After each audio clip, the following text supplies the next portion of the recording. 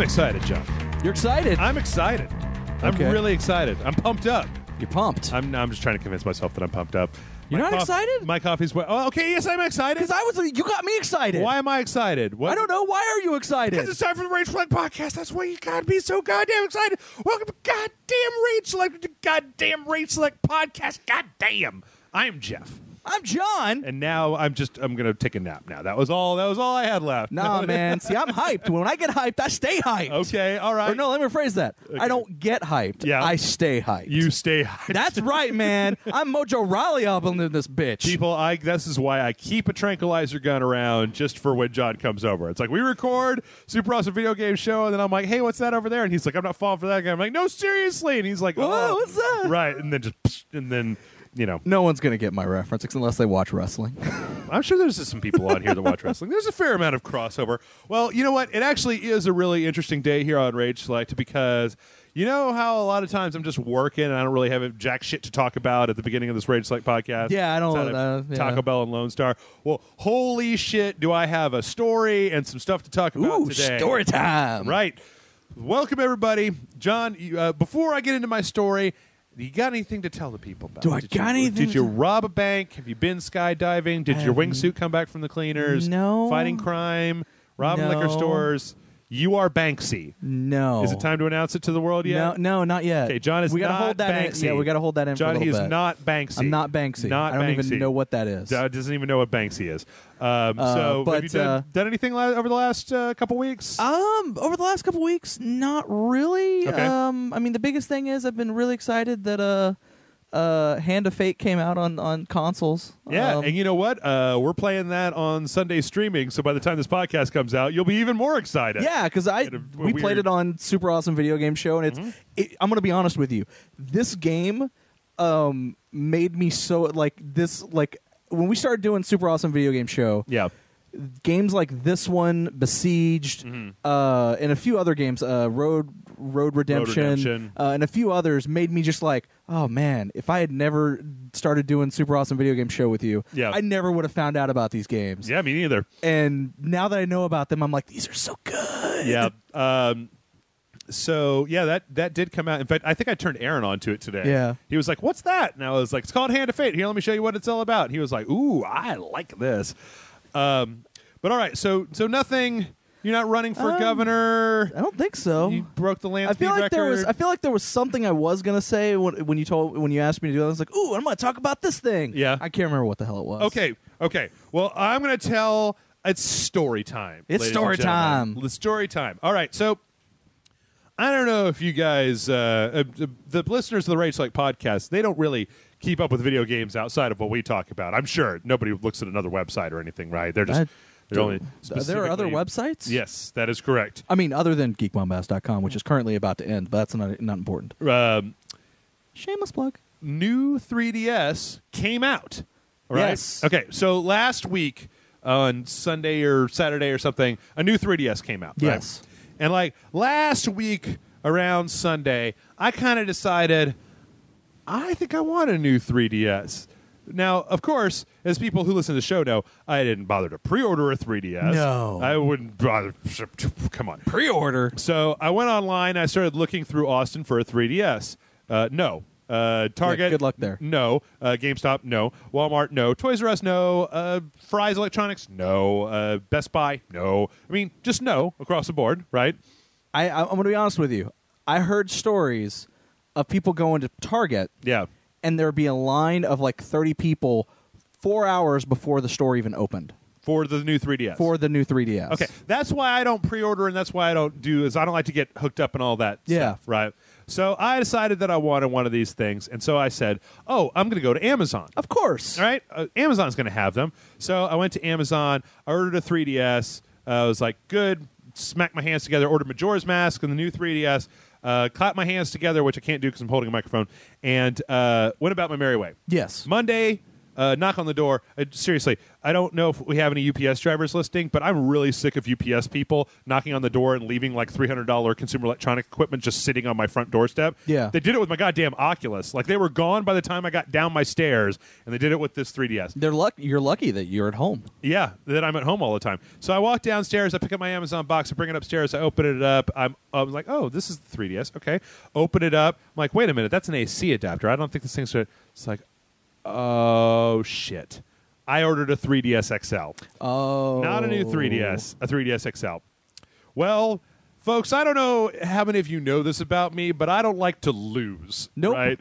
You ever watched me play a fighting game before? So I was like, motherfucker. Yeah, you lose a lot at those. Yeah, I do. So I packaged it back up. I did the return thing with Amazon. I go online. I go back to Amazon's website, and I'm like, where's the new 3DS? I can't even find a listing on Amazon's website for the new 3DS. Wow. I don't know what the fuck. I don't know if they're just tiffing with Nintendo still, but they had the XL.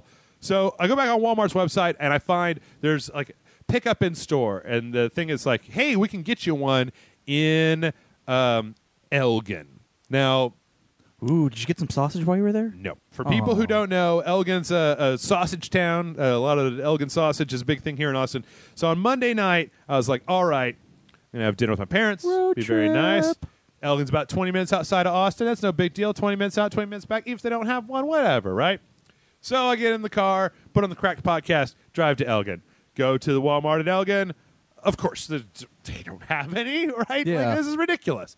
But the guy, I spend like 30 minutes is like looking up in the system, and he's like, oh, well, there are two in Bastrop. Now, Bastrop's about 20 minutes from Elgin. Yeah. And I'm like, well, I could turn around now, or I could just spend another 20 minutes in the car and have a new 3DS. So I drive to Bastrop. Okay. Continue to listen to the Crack Podcast. Drive to Bastrop. Get to Bastrop. The dude there, I'm not making any judgments here, but like I think he had some kind of either speech impediment or learning disability. Okay. I'm not going to do it, but he talked like either like a deaf person, but I'm pretty sure he wasn't deaf because we were looking at something and he could hear me. Yeah. But I had a hard time explaining to him because I was like, it says you have two in stock here. He's like, well, let me go to the back. And he comes back out with an XL. And I'm like, no, that's not it. Here, let's zoom in on this picture. It needs to have the C stick and all these things and blah. So then we're on the Walmart website, and he's like, well, we don't have two here. It says we've got two somewhere in the store, but ninjas have taken them and hidden them. I can't find Were those his actual words? Like, No. ninjas have taken them and hidden them? No, like his thing said there were two in the store, but he's like, I don't know where they are. I was like, all right. So then we're looking at the website, and he's like, but there are confirmed 4 in LaGrange. Oh, Jesus. And I'm like, how far is LaGrange? And he's like, it's about 45 minutes from where you are right now. And I'm like, okay. So I'm standing in the parking lot. It's about 11:30. I've been driving for 40 minutes, and I can either turn around and spend 40 minutes driving and come home with nothing. But fuck that, because you're not going to be defeated. I'm not going to be defeated. Okay. A few caveats here about this driving experience. Okay. I was driving all over Texas back roads in the middle of the night, which means there's like no lights, no street Yeah. signs. It was like those hills that go up where if you come over the hill, it could very well just be your death. I was like super tired and somewhat hungover. Yeah. Not a good combination, but I'm like, fuck it. It is cold, and I'm going to have a 3DS if I have to drive to fucking Dallas before I'm done with the night.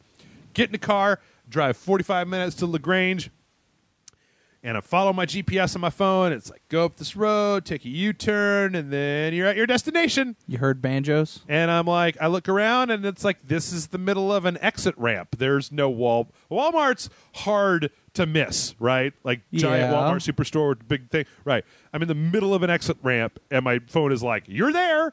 And I'm like, wait, what? And so I exit, and then it goes, nope, go back and turn around and go back. You're there.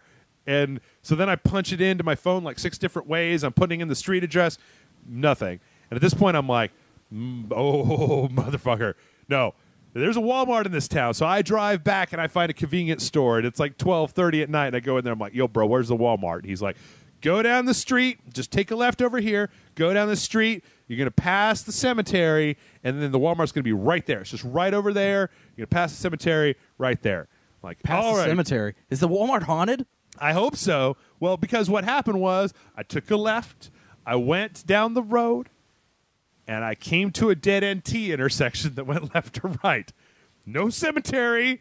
And I was like, okay. So I was like, right, sounds good. I'm going to go down a little bit and see if there's a cemetery. So I do. I go down, I pass a cemetery, and then a second cemetery, a third cemetery, then a fourth cemetery, then downtown LaGrange, which looks like some kind of old, like, 1930s Main Street, and then, like, a fifth cemetery, and then across the Colorado River on this gigantic bridge. Okay. And then I'm like, I don't even know if I'm on Earth anymore. This could be, like, Mars Land Rover.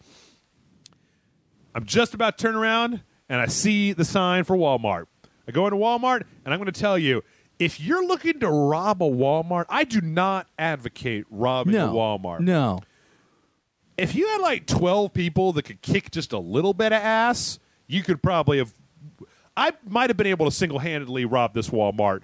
Like the 3DSs, right? They're in this cabinet that's just locked by a door. If I had like an instrument, like a bank robbery, like suction cup and a little zzz thing, right, that could open that thing up, I could have just taken all those 3DSs and walked out the front door. Maybe. There was like 4 people working there. Yeah. And 3 of them were in the back. And like there was 2 people shopping, and none of them were really interested in anything. You could have actually probably taken 6 guys and just picked up a TV and walked out the front door with it.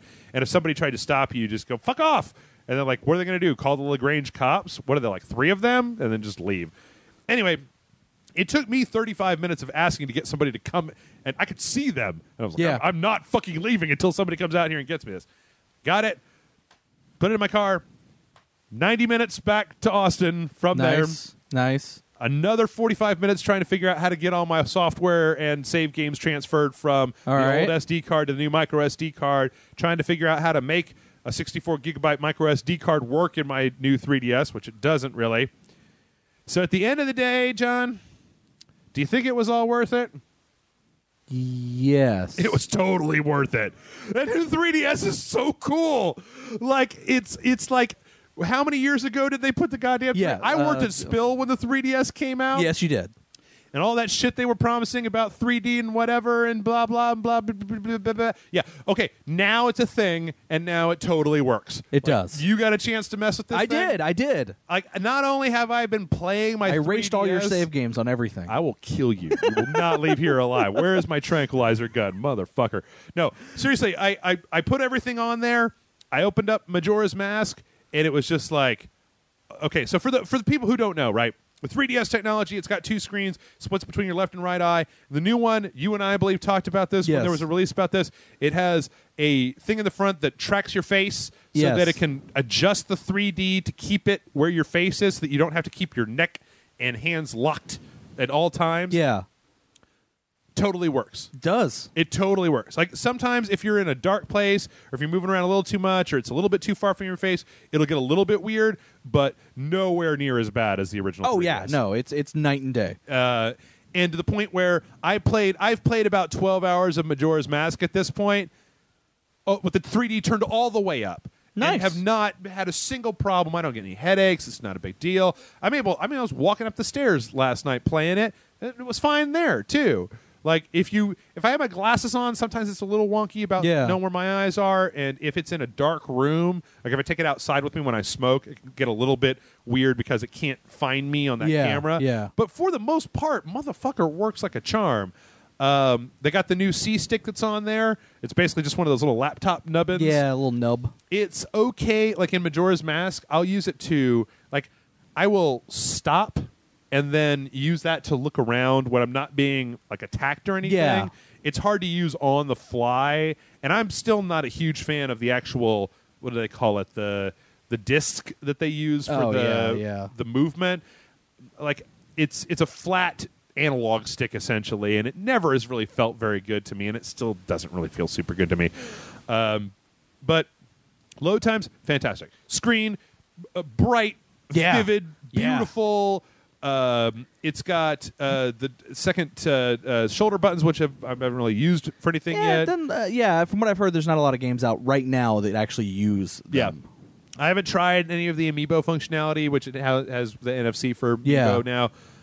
It is okay. So here's a few downsides, right? In order to replace both the battery and the memory card, because it comes with I believe it's a 6 gig memory card. Yeah, and I think I had like a 16 in my old phone that I pulled out, put in there. You actually have to unscrew 2 small Phillips head screws, and then those kind of Phillips head screws that are easy to strip out if you have too small of a jeweler screwdriver, and you have to pull the whole backing off. That's a little irritating. I wish they'd just done a little bit more to that. When it's all put together, though, it's really, really great. I even think they were using the speakers to do some kind of 3D sound bullshit. So I was playing Legend of Zelda, I was playing Majora's Mask, and I swear to God, I was like hearing crickets and shit behind me. I don't know if maybe I was just hallucinating from lack of sleep at that point. Possibly. But yeah, the shit is incredible. I wish that I could just show it to people. They've further rounded the edges on the sides, which makes it more comfortable in your hands because your hands aren't getting jabbed with stuff. It's big, but it's not so big that you can't. I mean, I don't know if you're like a really skinny person, but it fits in my back jeans pocket. Okay. Still, it's big enough that I could put it in my jeans pocket. Yeah, it's about as big. I mean, I've got I've swapped out my phone for like a big cell phone now. Here's the thing. Yep. I've got the 3DS XL, the regular 3DS XL. Mm-hmm. It's the XL size. It's the same size. Okay. The only difference really between the new 3DS XL and the 3DS XL is that I feel like it feels a lot more sturdy, and I think it's because of the material that they used. Okay. Because the 3DS XL kind of feels like cheap plastic. Okay. Compared to this, the original 3DS was a little clacky, kind of gross as well.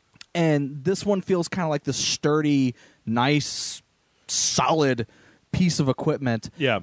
It feels a little bit lighter. Mm-hmm. But the screen looks 10 times better. Like, even if you when I was playing with yours, I turned the 3D off just to see what it looked like without the 3D on, and it looks way better than games do on my regular 3DS. Yeah.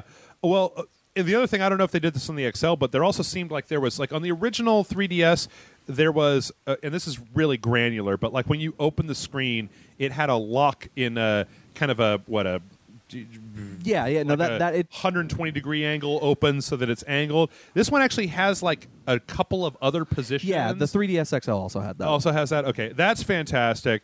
I mean, yeah, it does feel really sturdy. It's the battery life is great. It charges quick and it lasts for a while. Like yesterday, I was playing Majora's Mask, and it was like I just forgot until the light came on that I didn't have it plugged in, and I played it for like 4 or 5 hours. It does, like everybody knows, well, I think this is a little bit overblown, but people are like, you get tired so fast when you're playing a Wii game, Jeff.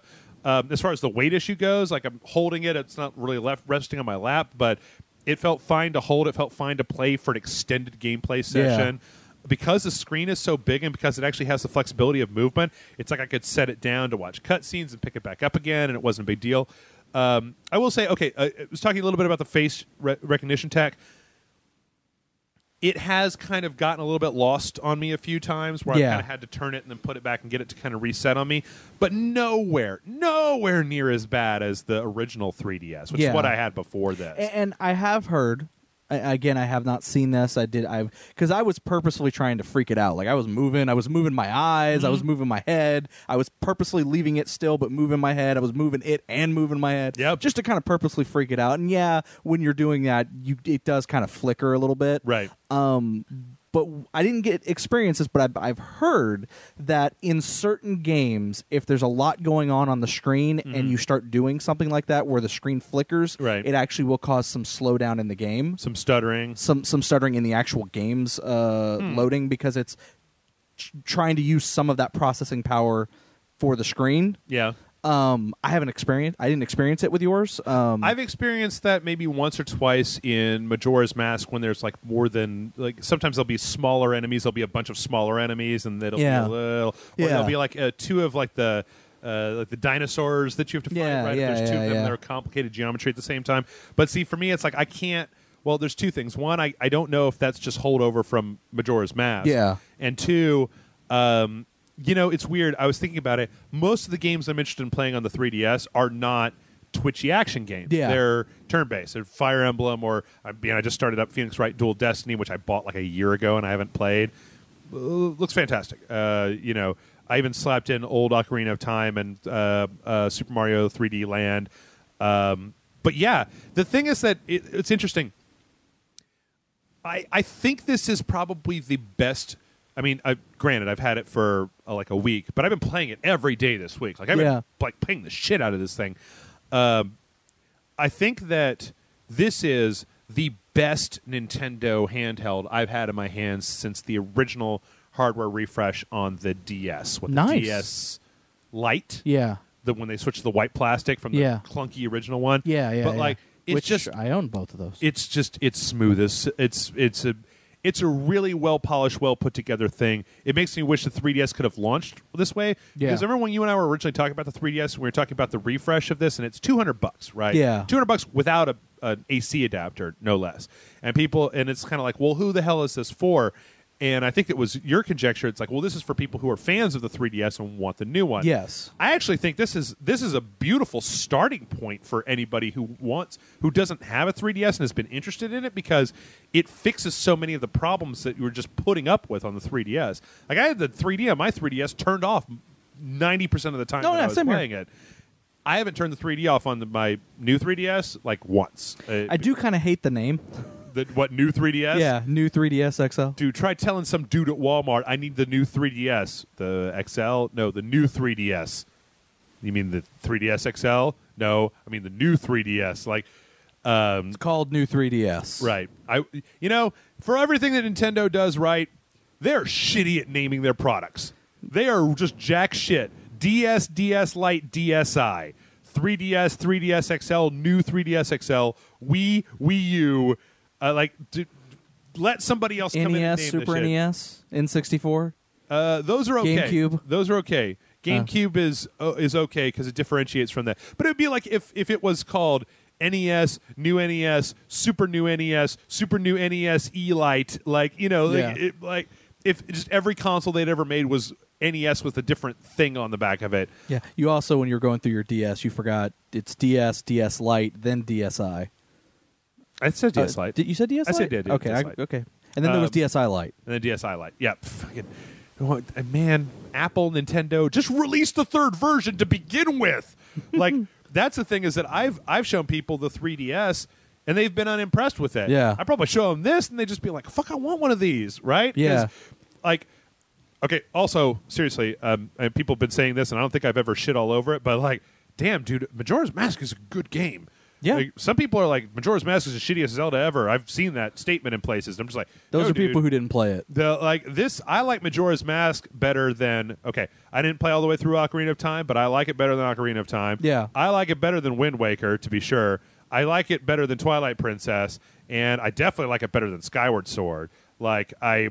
It's so out on a limb doing crazy Zelda shit and just reinventing the formula. This whole 72 hours, and you got to rewind time and lose your stuff. Like, it's great. I love it. I think it's a wonderful thing. I wish that they would make more games like that go out on a limb. And if you haven't watched it, after you play the game, you should go watch The Game Theorist. He has a theory about Majora's Mask. It is really good. Okay. No, I'm really enjoying it so far. And then they even have like a hint system where if I get, like, I don't know if in the original, if they had this hint, it's Sheikah Stone that you can go into and get hints from. And the hints are basically video showing where to go and kind of what to do. Yeah, I've heard that they fixed a lot of the problem. Like, they changed things that were actual considered problems in the game. Really? Much like, in Wind Waker, how they they added the thing to let you speed to kind of do the fast travel. To get rid of that second half sailing bullshit. Yeah. So, I mean, I've heard that they've done a lot of things to improve this game, and they fixed it to the point that it's now, like, everyone's like, oh no, it's a perfect Zelda. It's a good Zelda game. I shouldn't say perfect, but it's a good. We never played the HD version that came out on the Wii U here on the show. Maybe I should go back and I don't know, because I remember. I think like maybe other people is that I was okay with Wind Waker. I've never been a big fan of the art style. I'm saying that I'm referring to Majora's Mask. Oh, Majora's Mask. Yeah, okay. with the fixes, because they did similar things where they changed little things to make it easier to work, to make it easier to play, to make a lot of the mechanics work. Well, better. I know that there's one song that lets you slow down the passage of time. Yeah. There's one song that lets you quick travel all over the place. Yeah. I don't know. I think it's fantastic, and I think it's a perfect showcase for that because it shows how I mean, if you were to blow the graphics of that up onto like a 60-inch TV, it would probably kind of look like garbage. But between the 3D and the small screen, it really is a great experience. They did enhance the graphics in it. They did redo it. Okay. I mean, it's not the same thing. It's not. They reworked some of the code of the game, and then they actually HDified the game as well. And the game looks amazing. I think it's fantastic. I think looks it's absolutely great. fantastic. But basically, what I'm going to do is, you're going to have to kind of make your own decision. But I want to kind of say this to people. If you've ever considered buying a 3DS and you haven't yet, this is the one to get. And now's a great time to get one because not only do you have both Majora's. I mean, what? Let's run down. I mean, like, just here. I'm going to open up Metacritic. When you say now is the right time to get one. Yeah. He doesn't mean like right this second, because right this second there is a bit of a shortage due to the strike that's happening over on the West Coast. The port strike. That basically there's a shit ton of 3DSs sitting in a shipping container that no one can get because of the strike that's going on. I don't know what the strike is. So this is actually affecting a lot of things, a lot of products, and basically a lot of stuff that's getting shipped from overseas comes through California. Yeah. And apparently there's a strike or a slowdown or like whatever. Dock strike kind of thing. Because essentially their contracts ran out in like July and have not been renewed. Oh, shit. And so all of them are still working, but they're doing the bare minimum to work, so nothing is moving. There's an amiibo shortage occurred because of it. Yeah. I thought that was just that asshole who bought up all the ladies. Cute. But the 3DS, they've said, is also being affected by it, is that there's a bit of a shortage. I mean, that's why some stores only got like 4 of the new 3DSs for a major console launch. Right. So, there's 3DSs sitting in a shipping container somewhere that no one's got access to. Yeah. So once all that gets straightened out, perfect time to get one. Oh, yeah. But, I mean, like, I'm just looking down the list. This is a list on Metacritic of, like, the top scoring 3DS games. Like, not only are you getting a 3DS that actually works in a comfortable way, the way that it's been advertised, that you can keep the 3D fucking turned on for, but Ocarina of Time, Fire Emblem Awakening, Link Between Worlds, Majora's Mask, Super Mario 3D Land. I'm picking the ones that I've played. I mean, Pokemon Y and X, Animal Crossing New Leaf, Monster Hunter 4 Ultimate just came out last week as well, Bravely Default, Smash Brothers for the 3DS, Mario Kart 7, Persona Q, it's just you go on and on and on with this stuff. Like, it's a perfect time. There's like not only there's the Phoenix Wright Dual Destinies as well as the 3D the Phoenix Wright trilogy, which I think are fantastic games. Isn't there going to be aren't they supposed to be releasing or didn't they just release the Phoenix Wright Professor Layton crossover? I think so. I'm not sure. I haven't kept up with that.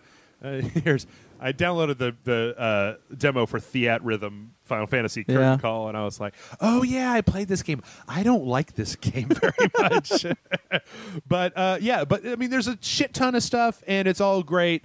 And if you're in any way, shape, or form into video games and you don't have, like, if you like Japanese strategy-y kind of funky games, kind of crazy stuff. Like, I played Persona Q a whole bunch. It's weird. Like, they use the second pad to make you draw maps, and then those maps are like plotting the world and stuff. And I just cannot say it enough. It's a fantastic product. For $200, it's one of the best handheld consoles I've ever had in my hands. And I'm playing it obsessively, which I can say I didn't do with the Vita, PSP, 3DS. You'd have to go back to, like, the original DS when I was just super excited about, like, oh my God, look at all this crazy shit on the DS. So, boom. All right. Now that we've wasted half of our time, sweet. Let's move on. All right, I got 2. You know what? I'm cutting this one because hey, Neil Blomkamp's gonna make an Alien movie. All right. Before we move into video game news, I have a piece of other news. There's a picture today of Jason Momoa. He's dressed as Aquaman. Yes, and it says "Unite the Seven." Right. Which 7 was that? The Batman, Superman, Aquaman, Wonder Woman, Green Lantern, Flash. Martian Manhunter? Sometimes it's Martian Manhunter, sometimes it's Cyborg, depending on which continuity you use. New 52 is basically said it's Cyborg instead of Martian Manhunter. Instead of Martian Manhunter. I guess it'd be kind of a bitch move to take out Green Lantern or Flash. You want to keep them together. Yeah. Anyway, so this thing came out. It's really gray. It's a really great picture. It's washed out. It's a washed out image, just like all the other images they've released of the characters for this new movie. It's here's the thing.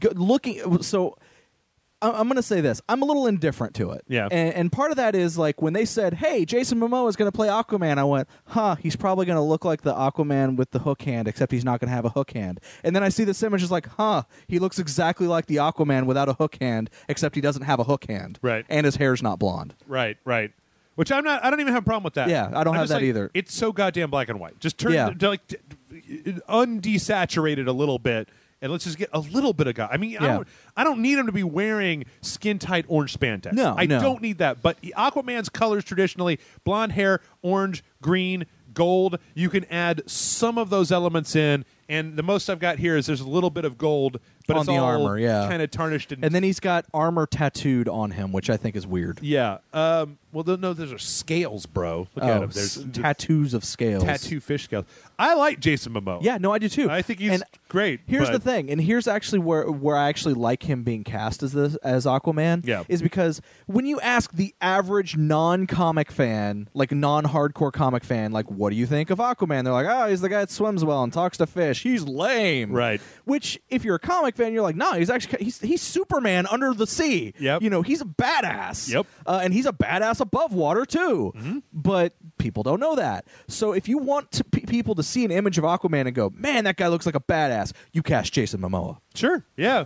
I just because looking at this image, I go, that guy's a badass. I mean, it's fucking Khal Drogo, exactly, with some dreadlocks, right? Yeah. Yeah. So I don't know. I mean, like I just don't want. Okay, and he's got the belt with the Aquaman symbol on. Yeah. I just goddamn, I just hope it's not super. I don't know. The washed out superhero thing is getting on my nerves, especially because I just prefer. Well, it is Zack Snyder. I know. So. There's plenty of examples of the non-washed out superheroes, and I love them all. And so it's like, why do you feel the need to make everybody? Essentially, it's like you just want to make this movie. You want all these characters to be dressed in black and white because that's gritty and realistic, right? Yeah. Like he's fucking. You know what? Atlantis could be like fucking Batman and Robin levels of neon and dumb outfits. And it's just like, well, it's Atlantis, right? They're not dark and brooding down there. It's just and again, I'm playing devil's advocate more, and I don't actually agree. I agree with what you're saying. First of all, I want to get that out of the way, and I'm more playing devil's advocate for the purpose just of being a dick. I'm being a little bit of a dick. But again, it goes back to people don't take Aquaman serious. Sure. And so they want people to take Aquaman serious. So they make him look dark. They make him look brooding. They don't have the colors. I kind of actually have an issue. A lot of people are like, oh, well, I actually have an issue with the fact that he's not blonde. I don't care because, for the movie, it's obviously going to be different. And I actually like Jason Momoa as being cast in this part. And sure. I don't want him to have dyed blonde hair because I think it's going to look stupid. Right. If you dyed all of his hair blonde. But there's actually a story reason why Aquaman has blonde hair, because of the fact he's a Nazi, right? That's what it is. No. Well, it's kind of almost the opposite. Is that the Atlanteans wanted him to be killed because he was born with blue eyes and blonde hair, and Atlanteans have a stigma against that. So his mother basically gave him to a lighthouse guy who ran a lighthouse to raise him, so that her people would kill him. Yeah. And then basically shit happened, and their entire society went. They needed a new king, and they went, "Oh, hey, you're the king." And then you threw me out because you wanted to kill me. Yeah. And they're like, yeah, we're sorry about that. Come back, please, because you're kind of a badass, and we need you to. So I mean, there is kind of a storyline reason on why you would have blue eyes and blonde hair. Yeah. But I'm okay if they don't even reference that because it's a movie. Who cares? Right. I guess it's just I've took it. People already know how I feel about this. We're gonna I'm indifferent to it. I don't. Yeah. It looks exactly like I expected it to, and I don't have high hopes for not an Aquaman movie, but this Superman versus Batman movie as it is. Right. Well, I tell you what. Let's move on from that ridiculousness that has to do with comics to a whole other realm of ridiculousness in comics. Would you say it's a nether realm? It might be another realm, but no. So there's a story. This is such a tertiary thing. Todd McFarlane was interviewed, and he told them that he had licensed the rights for Spawn out to NetherRealm if they wanted to use it or something like that. And that there's a time limit. And there's a time limit. The indication being that we might be seeing Spawn in Mortal Kombat X. Yeah. Actually, there was this one quote by him that I thought was just really interesting because it seemed like Todd McFarlane is in his own world. Yeah, of course. Quotey fingers. I need to get the brand of Spawn bigger than it is right now, McFarlane says before discussing his desire for a new Spawn film. He later says he plans to direct if Spawn returns to the big screen. Okay, John, you're a comic book guy. This is a comic book world. We got comic books all over the place. My question to you, who gives a fuck about Spawn? Strangely enough, the book still sells. Really? Yep. Is it bad? Like, I have no idea. I'm not buying a Spawn comic. I stopped buying a Spawn comic after issue 2. I bought Spawn up to like issue 30, and it was just like nothing ever happens in this. And he's just sitting in an alleyway being depressed and being a hobo. And then the Violator comes, and then they fight, and then they're gone. And then having said that, I liked the live-action Spawn movie. Yeah, I liked the Spawn animated series. Yeah.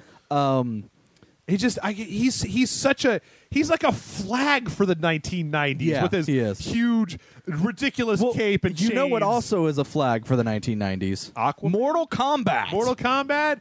I don't know, man. That new Mortal Kombat's pretty hot. Oh no, I like Mortal Kombat 9, and I'm really looking forward to Mortal Kombat X. But let's see. The collector's edition, season pass, Mortal Kombat X.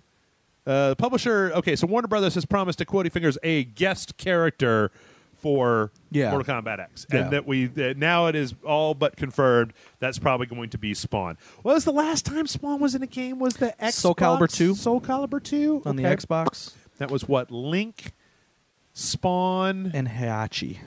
And Heihachi?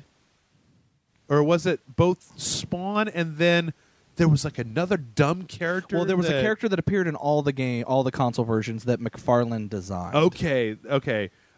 Specifically for the Soul Calibur I games. had the Heihachi one, so I was a PlayStation 2. But I was on GameCube. So are you? Are you now even more psyched for Mortal Kombat X because Spawn is in there?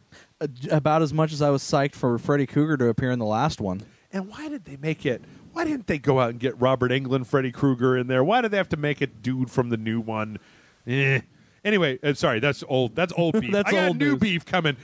So my question to anybody who's listening to this podcast, and I'm legit about this, do any of you fucking care about Spawn? And if so, why? Why the shit is it good? I mean, and I'm asking this as a legitimate question.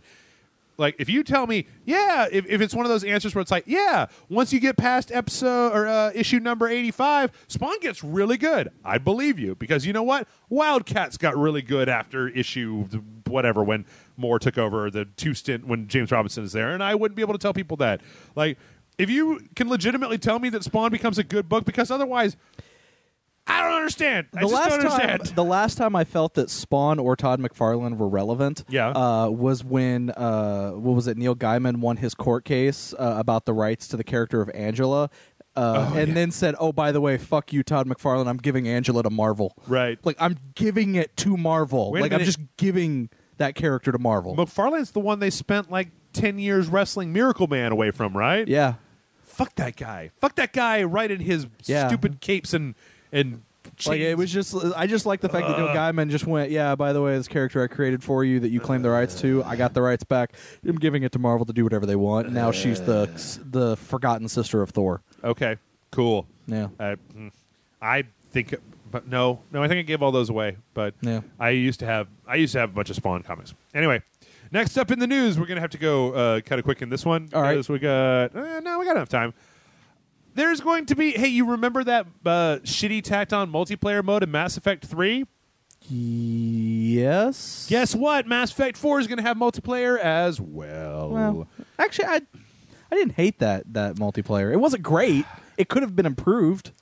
It was. I probably would have had a lot less problems with Mass Effect 3 multiplayer if not for two things. Yeah. One, it tied into the single-player story, and if you didn't continue to play it, it eroded your galactic readiness ratio or whatever. No, I know. Horse shit. Yeah, that Number was bullshit. two, their whole give us money to buy randomized packs of characters and whatever. Yeah. Because, like, if I want to play a Quarian Vanguard or something, right? Yeah. Like, I should be able to pick that, or at least, if you're going to make you use points and then do a free-to-play thing, let me build up the points to just buy the Quarian Vanguard that I want to play, right? Yeah. People all want to play as different things. Some people want to be a biotic fucking lady or whatever, right? Yeah. But the fact that you had to keep buying these packs and then they would randomly give you this thing or that thing, it just, to me, it was like, I don't want to do this anymore. Like, I don't want to keep playing this just to get the character that I want to play so that I can work them back up, over a period of time. Yeah. And I played some matches where I had fun. It's just, if you had to play it one time and then your readiness rate was up and then you didn't have to go back unless you wanted to, Yeah. I would have had a lot better time with that. Anyway, there's very little information about this right now. It's basically just an online job posting that went up. This is, let's see, this is translated from French. One of the things that the listing wants is create multiplayer connected experiences. Okay. So, well, I don't know. I mean, the thing is that at this point, it's so early that I didn't really care for. You know what? I'm gonna erase. I'm gonna take a step back. taking a step back. I'm gonna erase all of my bad feelings because you know what? I forgot that Dragon Age 3 totally had multiplayer, and you totally didn't have to play it at all. Dragon Age 3 has multiplayer? Oh yeah. Dragon Age 3 has a whole thing where you create a character, you create a party of 4 online, and you go up against like these preset multiplayer maps, and when you get done, it has that same system of giving you random unlocks that you can unlock new classes, new races. This is Inquisition we're talking about. Yeah. Oh, okay. Yeah, Did totally not know there. that. Like, I booted it up one time. I played a little bit. It lagged out. I was like, fuck it. But yeah, in addition to the whole 80 to 100-hour single-player campaign, there's totally a multiplayer campaign, and the game doesn't even really push you to try to play it. It's just there if you want to play it. Like, you come to the start screen. I think they learned their lesson with that. I think they did too, so hopefully this will be like that. Dragon Age Inquisition was a little long for me, but it was a nice return to form. I hope that Mass Effect 4... I just hope that they have I hope they learn from their Mass Effect 3 mistake and have a good idea where they want to go with the Mass Effect 4 when they start, right? Well, speaking of people who have learned their lessons about shitty multiplayer and tie-ins and stuff, there's a patch this week that basically turned off all of the Assassin's Creed Unity tie-in requirements to open chests in Assassin's Creed Unity. I don't know if you remember that shit. I do remember you telling me about this because I never played Unity. Yeah, there's like this whole social media plug-in game where you have to do this thing. Every so often in Unity, you'd run up across this certain type of chest, and it'd be like, I'm sorry, you can't open this. You don't have a high enough initiates rank. And you'd be like, the fuck is that? And it was like some Facebook game or some iOS game or some bullshit. I think it was an iOS game. Yeah. I didn't even bother. But apparently, the last, in Ubisoft's continuing struggle to try to make Assassin's Creed Unity a game that people are interested in, they went in and they basically just unlocked all that shit and took out those requirements. All right. I think that's cool. I think it's cool that, I did not care for Unity. If you listen to the show, it should not be any surprise. Jeff don't necessarily dig on Assassin's Creed Unity all that much. I'm going to be honest with this. Unity is the first Assassin's Creed game that I have not played. Yep. But I have to at least give Ubisoft the props of saying that it would have been easy for them to just wipe the dust off their hands, go, sorry, here's your free DLC to make up for it, and then walk away. Yeah. No, and they have been continually putting out patches and trying to fix things. And that's great. I mean, I think that in some ways it's not really fair to developers, but in the video game world, the impression that the game makes the first week it's out is really important, because even if you fix it all with patches later on, there's going to be plenty of people who are just going to go, oh, that shit's... I mean, you remember when the Xbox One announced their original plan, and then they spent like a year trying to walk that DLC or the DRM stuff off of it, and you still would talk to people who were just like, well, no, you have to be connected to the internet all the time to use the Xbox One. Yeah. No. They walked that back like 8 months ago and be like, oh, I never heard that, because you're going to hear about the Order 1886's campaign length now if over the next 6 months, if 6 months from now the Order 1886 has been patched to have a 12-hour campaign and free multiplayer, and it's super awesome, there's a good chunk of people that are never going to know that because it's just gone. It's buried under the weight of other stuff. Oh, yeah. No, you're totally right on that. So I appreciate them trying to do that. I wonder if it's too little too late. If they should have just released the game later instead of putting it out with all this stuff being a problem in the first place.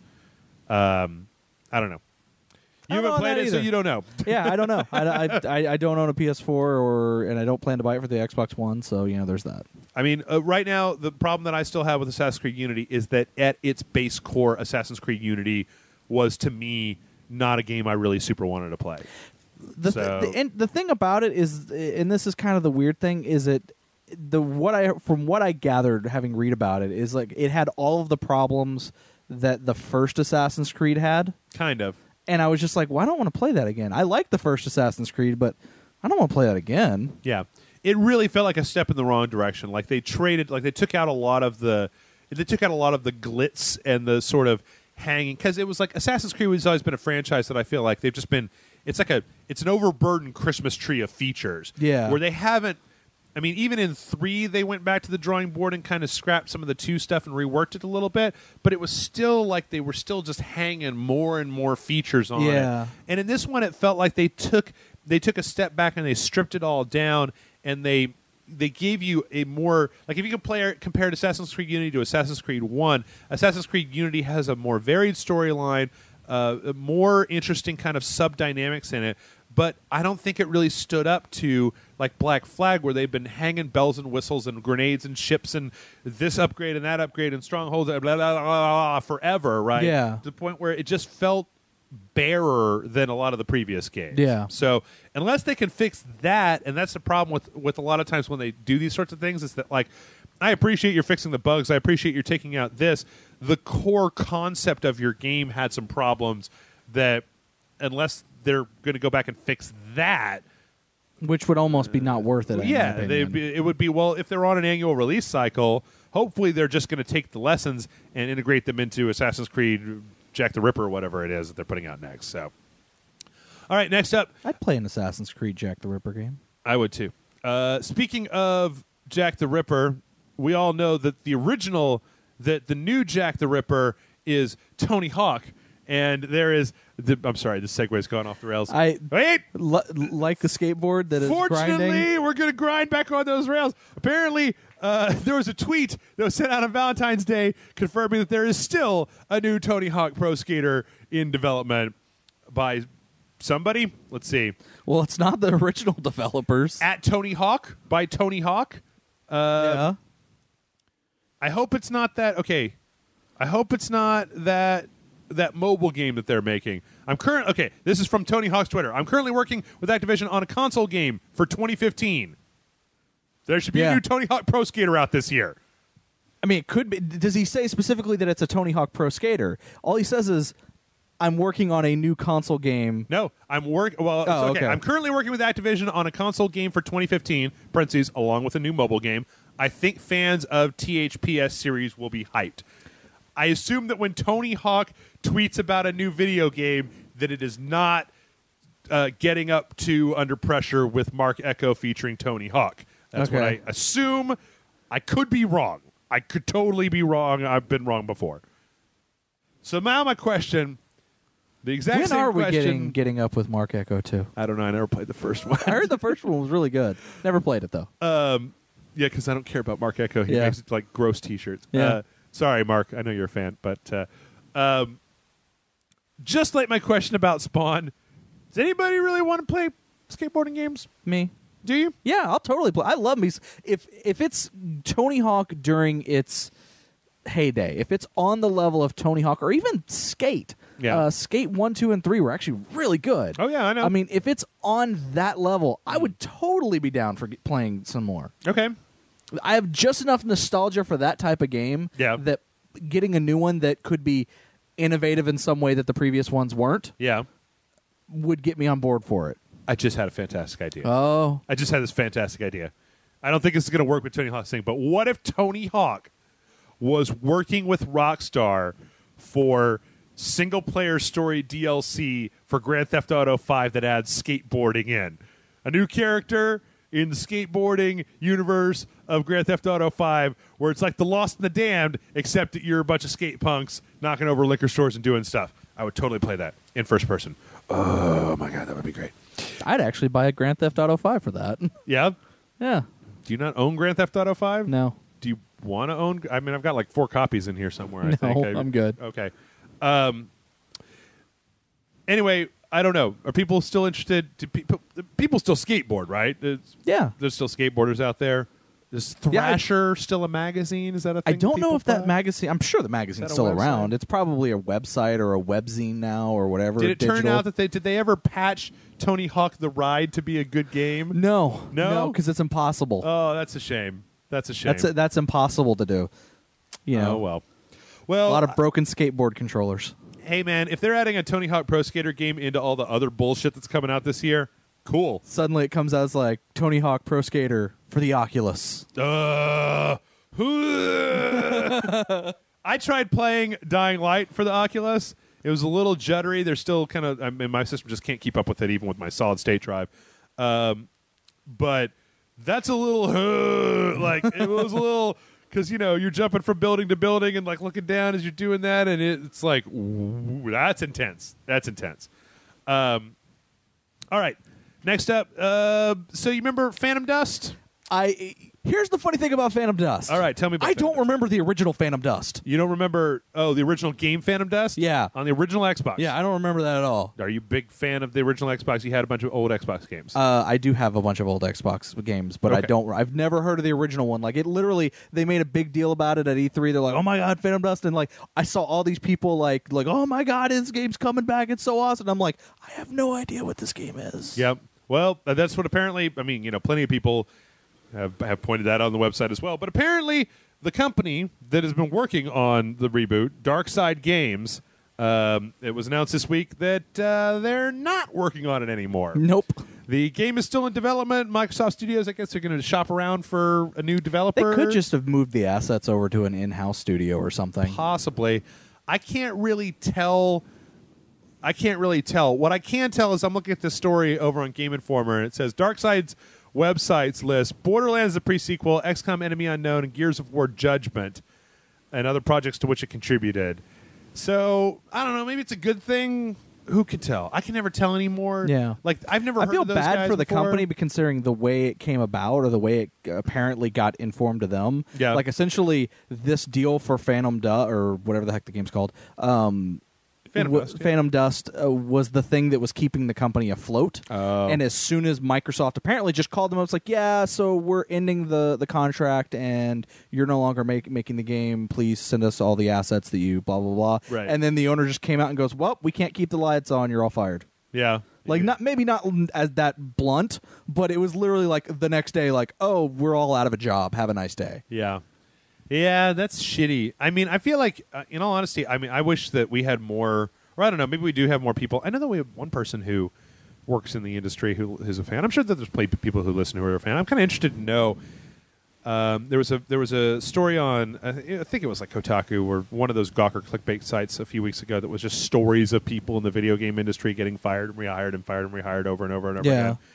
It's such a shitty industry. It's such a shitty way to do business of just like chopping these, especially because of the size of teams that you need these days to do some of this stuff, and then just chopping them up when they're done doing stuff. This one they didn't even finish. I don't know. I wonder if it's still as bad, or if there's just like there's more stability in certain places rather than others. Well, I'll tell you what. That's a shitty thing about the video game industry. You want to hear something good about the video game industry? Always. Epic has this $5 million grant program for anybody working with the Unreal 4 engine. Okay. So students, Kickstarter, game developers of any stripe, apparently you can apply if you're building your game in Unreal 4.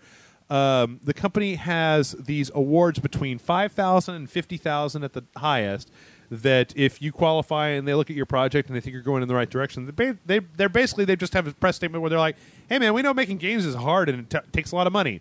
So if you're using our thing, we'd like to help you out. And I think that's really smart. That is actually that is good, yeah. Because I've seen some demos in UE4 and they're they're beautiful. Yeah, they're nice. Their lighting engine is just fantastic. Yeah, and I think that's the biggest update to Unreal 4 was the lighting. Yeah. Like a majority of it was just the lighting effects that you can do, and everything I've seen looks just amazing. I saw one that was in some just like apartments. It was a virtual apartment, right? Yeah. It just had this lighting in it. Just absolutely fantastic. Like looked phenomenal. So I think that I think that once UE4, it'd be interesting. I don't know if we've had any UE4 games on the current generation consoles. I want to say that there's been some PC games that are under Unreal 4. Let's see. I'm going to do a search for UE4. Yeah, no, I know there's been a few Unreal 4 games that have come out. Like, isn't Mortal Kombat X going to be? I think so. I've seen some video of Dreadnought. There's the God. Fuck you guys. There's this total.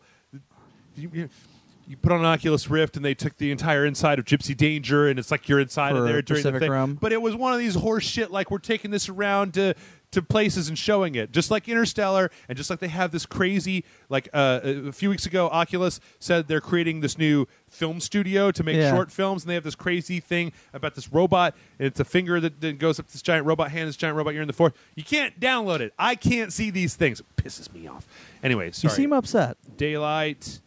I want to say that there was something that was released on Steam recently that was, or not recently, but within the last couple of months, that was perpetuating that it was using Unreal 4. Let's see, engine version. Let's go all the way down here. That's all UE3. Let's see. And I remember, and I want to say it's a game that you might have played on one of the Rage Select games. Let's see, things that are out. Nope. Not out. Daylight, the survival horror game Daylight. Ground Branch, never. Yeah, I don't know what that is either. Haunted House, Cryptic Graves. Maybe they really do need to be Murdered Soul Suspect. Was that 4? Was that 4? Apparently. Wow, that did not look that good. Red Awakening. But see, that's the thing is that when they put out like UE3 was like the darling of the last generation of systems, but it took them a while to suss out how to really squeeze everything they could out of it. Looks like not that much right now. So I think that's incredibly smart on their part to do. It's a way for them to kind of get people to move to the new hotness, essentially. Yep. It's a smart way to do it. You do it from the ground up. Yep. Next up, hey, guess what? Everything old is new again. There's going to be a PS4, Xbox One version of Darksiders 2. All right. And some people are, well, not some people. A few commenters on our website. We ran this as a news story on Rage Slack. Yeah. We're like, fuck Darksiders 2, you buggy piece of shit. Fuck you. I was like, I really liked Darksiders. I like Darksiders 2. I like both Darksiders 1 and 2. But this kind of makes me... so apparently there was an Amazon page that popped up indicating that there was going to be Darksiders 2, kind of the collector definitive edition. Yeah. Has there been a Darksiders 1 re-release on the new consoles? No. Seems like you maybe start with that, but there wasn't even... Wait, Darksiders 1 didn't even have a PC release, did it? No. Maybe that's it, because the Darksiders 2 did have a PC release. It's all starting to come together. Anyway... I think Darksiders 2 is a fun game. I really I know some people aren't into Darksiders, but God, I really hope that someday they get pulled back up and Darksiders, the game series, is to me, it's like my Pirates of the Dark Water. Well, what's also franchise where I'm just like, fucking somebody finish this shit. Do not leave me hanging forever. The fact that you just referenced Pirates of the Dark Water, which was amazing. Yeah. But no. Well, yeah, it's like for me, like, because each game was supposed to be a different horseman, and like the horseman I wanted hasn't actually gotten his own game yet, and I'm like, I want the one with the 6 guns. Yeah. The first one was what, Zelda. Second one was more like Diablo style with the loot system and stuff, where you had like the drops and oranges and purples and stuff like that, and a few other things. I think it's great. I love having a franchise where they're like, here's our own individual world. We're putting all this creativity into the world, and then we're just going to go cherry pick all the best things we like in video games and basically shove them into our game. Also, I know some people don't like him, but I really like Joe Mad's art. I like his character designs. I think that his art translates into a video game I like it better as 3D video game art than I ever did in a comic book form. Yeah, true. I mean, the giant hands just seem less weird. I don't know. Yeah, I get it. All right, and now it's time for a little section of the news. We're so close. We're over time. All right, we're going to go through really quickly here. It's time to play. Hey, there was new trailers last week. New trailers. First up, there's going to be a okay, never mind. I'm going to back it up, start from the very beginning. Final Fantasy Dissidia is a game that I don't think that many people have played. Wasn't it like a PSP or PS Vita game? PSP game. There were 2 of them on the PSP, and I loved the shit out of them. Yeah, I never played them. Now this, if you're like one of those people that's like, I don't know, Final Fantasy went downhill, this is not the game for you, because this is a Final Fantasy wank fest of the highest proportions. Basically, one of the main characters from every Final Fantasy game is torn out of their game into this land beyond time, and then 13 of the Final Fantasy villains are pulled out of their game, and then they're forced to do battle and have epic talks and travel around the world. And I loved this game franchise. I don't know why. It was kind of weird. It was like technically a fighting game, but it was more like a one-on-one third-person action game than a fighting game. Yeah. Like you could level up your skills to the point where you just one-hit other people. I liked it. I thought it was incredible. Well, apparently they're bringing it to amusement parks too, arcades in Japan. And we watched the trailer for it, and looks good. Looks pretty hot. Yeah, it's going to be 3-on-3. Looks like a lot of the characters we saw, Cloud and the Iridia and the Warrior of Light from the first game, and it was all seemed like I didn't see any villains in there. I guess. No. There's one of the cat ladies from Final Fantasy 11, or that might have been from 14, for all I know. The main question that I have is this going to be one of those Japanese arcade games where you are able to bring, like, I know some arcade games they have like a card reader, right, where you can like store your data, because part of Final Fantasy Dissidia was building your character up more and more. As you did more fights, your character got more powerful. I would assume so. And 2, when the fuck are you going to put this on a console? Because I will play the shit out of Dissidia. It's a weird, guilty pleasure. And I keep asking this question. I don't know anybody else who's ever played a Dissidia game. I'm interested to know if anybody else who listens to the show has played it and if they even like it. Like, it's fine if you played it, you don't like it, but because it was such a weird game. It was one of those just bizarre-ass games. You saw the trailer. You seemed to think... Yeah, it looked good. Looked all right. It looked all right. It looked good. I mean, I've never played it, so I don't know how it plays, and the trailer doesn't really give a good... I don't think it gives a good indication of how it will play. And, and also there's a possibility it'll never come out here stateside, so there's... Oh, don't say that. Next up, Just Cause 3 trailer, which... Calm down, Jeff. Okay, you said that they didn't... That song, that version of Firestarter... Okay, you guys haven't seen the trailer. It's completely... it's just explosions in slow motion. And a lot of slow motion. This weird, slow, soulful rendition of Firestarter by The Prodigy. Yeah. What? Firestarter by The Prodigy is this dumbass song. Why are you singing a soulful version of it? Yeah, some people like doing stuff like that. Sound like an idiot. I hate it when game trailers do this shit.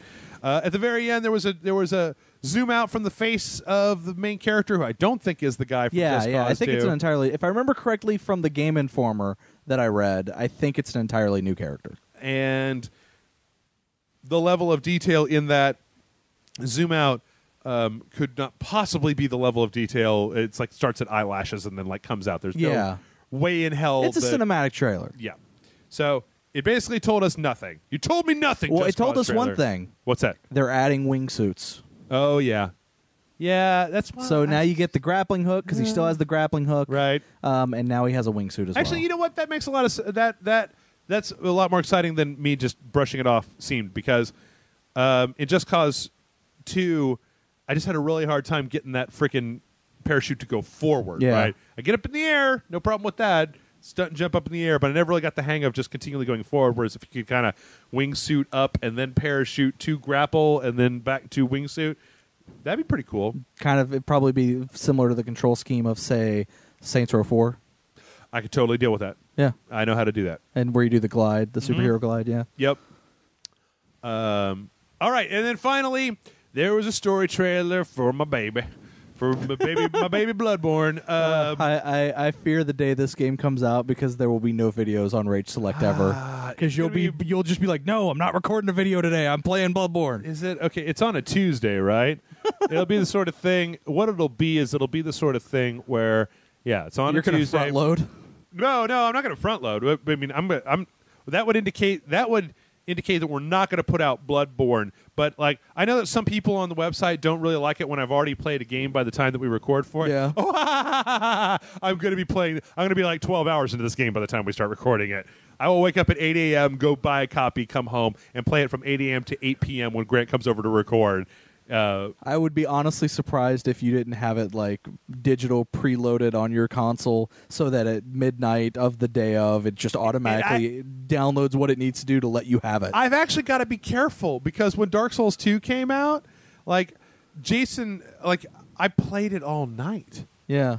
Like I went out the night that it came out, and it was I had it. I think I went to a midnight launch and I picked it up, and I came home, and then I sat there and played it until like 3 in the afternoon, and I took a 45-minute nap, and then got up at 4 to record with Jason. Like it was. I kept saying, "I was going to go to bed. I'm going to go to bed an hour. I'm going to go to bed an hour. I'm going to go to bed an hour. Sun's coming up. I'm going to go to bed an hour. Okay, it's daytime now. Fuck it. I'm up. Nope. And I think that like after we got done recording, I managed to make it like another. It was one of those things where I was just snorting battery acid to stay awake, right? Yeah. And then I think as soon as we got done recording and I started coding it, I just like collapsed on the floor. Yeah. For like 2 hours and then woke up and continued playing it. So sounds about right. But this is a story trailer for Bloodborne. I think it gives us. I've kind of been trying to stay away from a lot of explanation stuff. This is pretty good. It's pretty sparse. Gave you a taste. You're actually, I think you said you're interested in playing it. Yeah, right? I'm actually interested in playing it. Like, I mean, okay, so, and we talked a little bit about this when we watched the trailer just a minute ago. But, so Bloodborne, or not Bloodborne, but Dark Souls and Demon Souls. Yeah. I saw the trailers for those games before they came out, and I looked down and went, eh. Yeah. Like, literally, that was my reaction to them, was like, eh. Not for me. Okay, get out. The setting, the game didn't look enticing to me. Right. Now, mind you, we played a lot of Dark Souls 2 and stuff like that for Patreon videos, and I've had to sit through the entire story. And I'll admit, I've been really engrossed by the actual lore of Dark Souls. Like, it's a really interesting story, and I think I'm engrossed more by that lore than I am by the game itself. But it's interesting because the thing is that you're engrossed in that lore because I'm sitting here telling you that. Yes. Like if you had to dig as much as not even me, but if you had to dig as much as people on the internet have dug to get that lore, I'm not really even interested in poring over every single item description forever. Like I've said before, it pisses me off. They're putting out a new the new version is already out on the PC, where they've changed all the item descriptions to make things different. I'm like, I want to have to go back and read the item descriptions for all that shit all over again. Yeah, but anyways, my point being is that these trailers for those games kind of made me just go, I probably won't ever play them. Right. And then playing them with you, I was like, I'll give these games a try now because now that I see that there is something there that I could enjoy. Yeah. And they're all right. They're not. I'm not obsessed with them like you are. Okay. But watching this trailer, I was like, I could play that. Yep. I want to play that. Yep. Oh, that looks awesome. Yep. Oh, I like that scythe. Oh, the giant monster picked him up. Oh my god, I want to play. Okay, yeah, give me this game. I want this game. I don't. I think that it's. I hadn't thought about this before, but I think it's incredibly smart for him to go off and do Bloodborne. Yeah. Because it's, from what you just said, it never occurred to me before. Is like, I'd love for that dude to just keep making Souls games in that same universe, right? But the thing is that making something like Bloodborne, it's like you're going to retain all of your fans from the original Dark Souls. Plus, you're going to bring in people who like the look of that game more than the original Dark Souls. Yeah, and I mean, watching the trailer, I can still see the Dark Souls mechanics. Sure. And seeing those, I'm like, okay, it's Dark Souls. Well, now that I know how to use those mechanics, I can wrap my head around them because you've explained them to me in a way that I understand, where previously when I just tried to play the games on my own without knowing anything, I don't understand how to do things. Yep. Now I understand how it is. I can see it and I understand it. I'm like, okay, well, now that looks like it's in a setting. My iPad just lit up. I could do things in a setting where I actually like the way it looks. Like I kind of like that Victorian, whatever, London-looking aesthetic. Yeah, like I kind of dig that. You know what I have to say is I was struck. I don't know why I was struck so much with this particular trailer, because it's been the same in all the trailers. I really want the soundtrack to this game as well. Whatever that song is that they're playing in the trailers as a good choral part, and then kind of like dips down and then starts doing the kind of dun dun, dun, kind of dark. Actually, that's Dark Soulsy, but it's so good. Yeah, it's nice. I like it. Anyway, one more story. We're over time with my 3DS story. I'm going to cut in this one. Hey, guess what? I'm going to go through this really quickly. Okay. To the last one. You remember how Ubisoft released a bunch of shitty kind of derivative games last year? Yeah. In the third quarter, Assassin's Creed Unity, Far Cry 4, which was good, very good. Derivative of Far Cry 3, but still good. And The Crew, guess what? They made like 49.5% more money than they did in Q4 of 2013. So, fuck it, man. Like, why would you not just do that again? Well, the thing is given how much they've, the press, the PR, the negative PR they've gotten. Yeah. Now the question is not so much last year what did they do? It's this year what are they going to do? That's a good question. Because of all that negative PR, they could see a 100% or 50% or 60% or 70% drop. Yep. And I'm throwing numbers out just randomly. Oh, no, John is an industry analyst, folks. He is best friends with Michael Pachter. 250%. 250%. That's not even a real no, wait. That is a real percentage. Yeah, but infinity percentage. I don't know. It was like their profits went down by 250%. They actually owed a shit ton of money to consumers this year. Yeah. By the end of the holiday season, they were like giving you a check and Far Cry 5 for free. They were just like, "Will you take Far Cry 5 and $50, and will you play it, please?" I mean, like I said, that could be not that specific scenario, but that could be something that we see this year where they're like, well, all that negative press that we had kind of bit us in the ass this year. Though last year, because we had good PR and people trusted us, we destroyed that trust entirely. Right.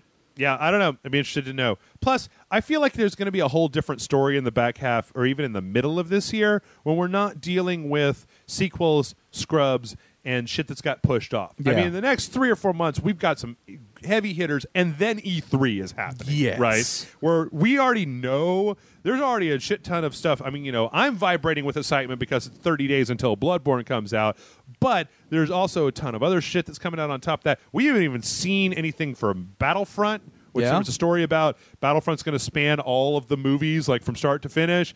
That was fascinating.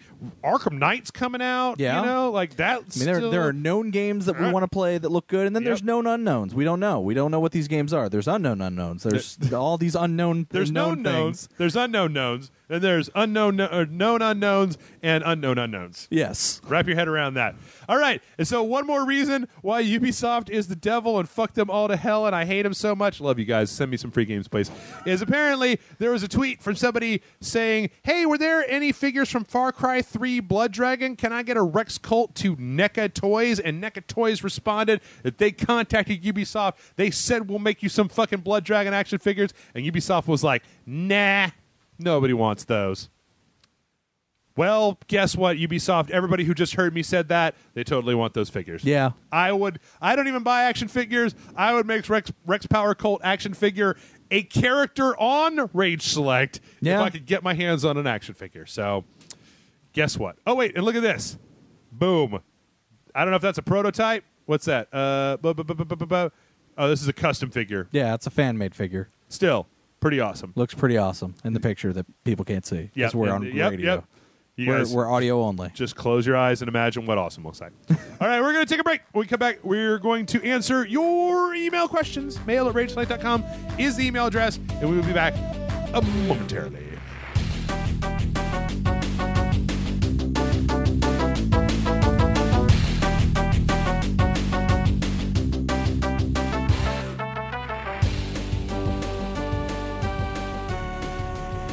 Welcome back, everybody, to the Rage Select podcast. My dog had joined us briefly. He doesn't make any noise, though. I was going to put him on mic, but I don't think that it would actually register. Yeah. If I get him to bark or growl or something, but he's very excited. But we're back, and it's time, John, it's time to answer the people's questions. I am ready for the people's questions. Now, I've drank my entire Trenta iced coffee because I've been recording today since 2 o'clock this afternoon. Oh, you poor baby. It's 8:30 at night. I'm opening this Red Bull. If my heart explodes, please contact the appropriate Satanists, and they will come over to No, I'm just going to steal all your stuff. Okay, well, after you steal my stuff, then call the Satanists to get them to come over and do the rituals to bring me back to life again? No. No? Because then you'll try to take your stuff back. What are you afraid I'm going to hunt you? Well, but if you don't, then I'm just going to haunt you from beyond the grave. I mean, that's not a good scene I can either. deal with that. Okay. You heard it here.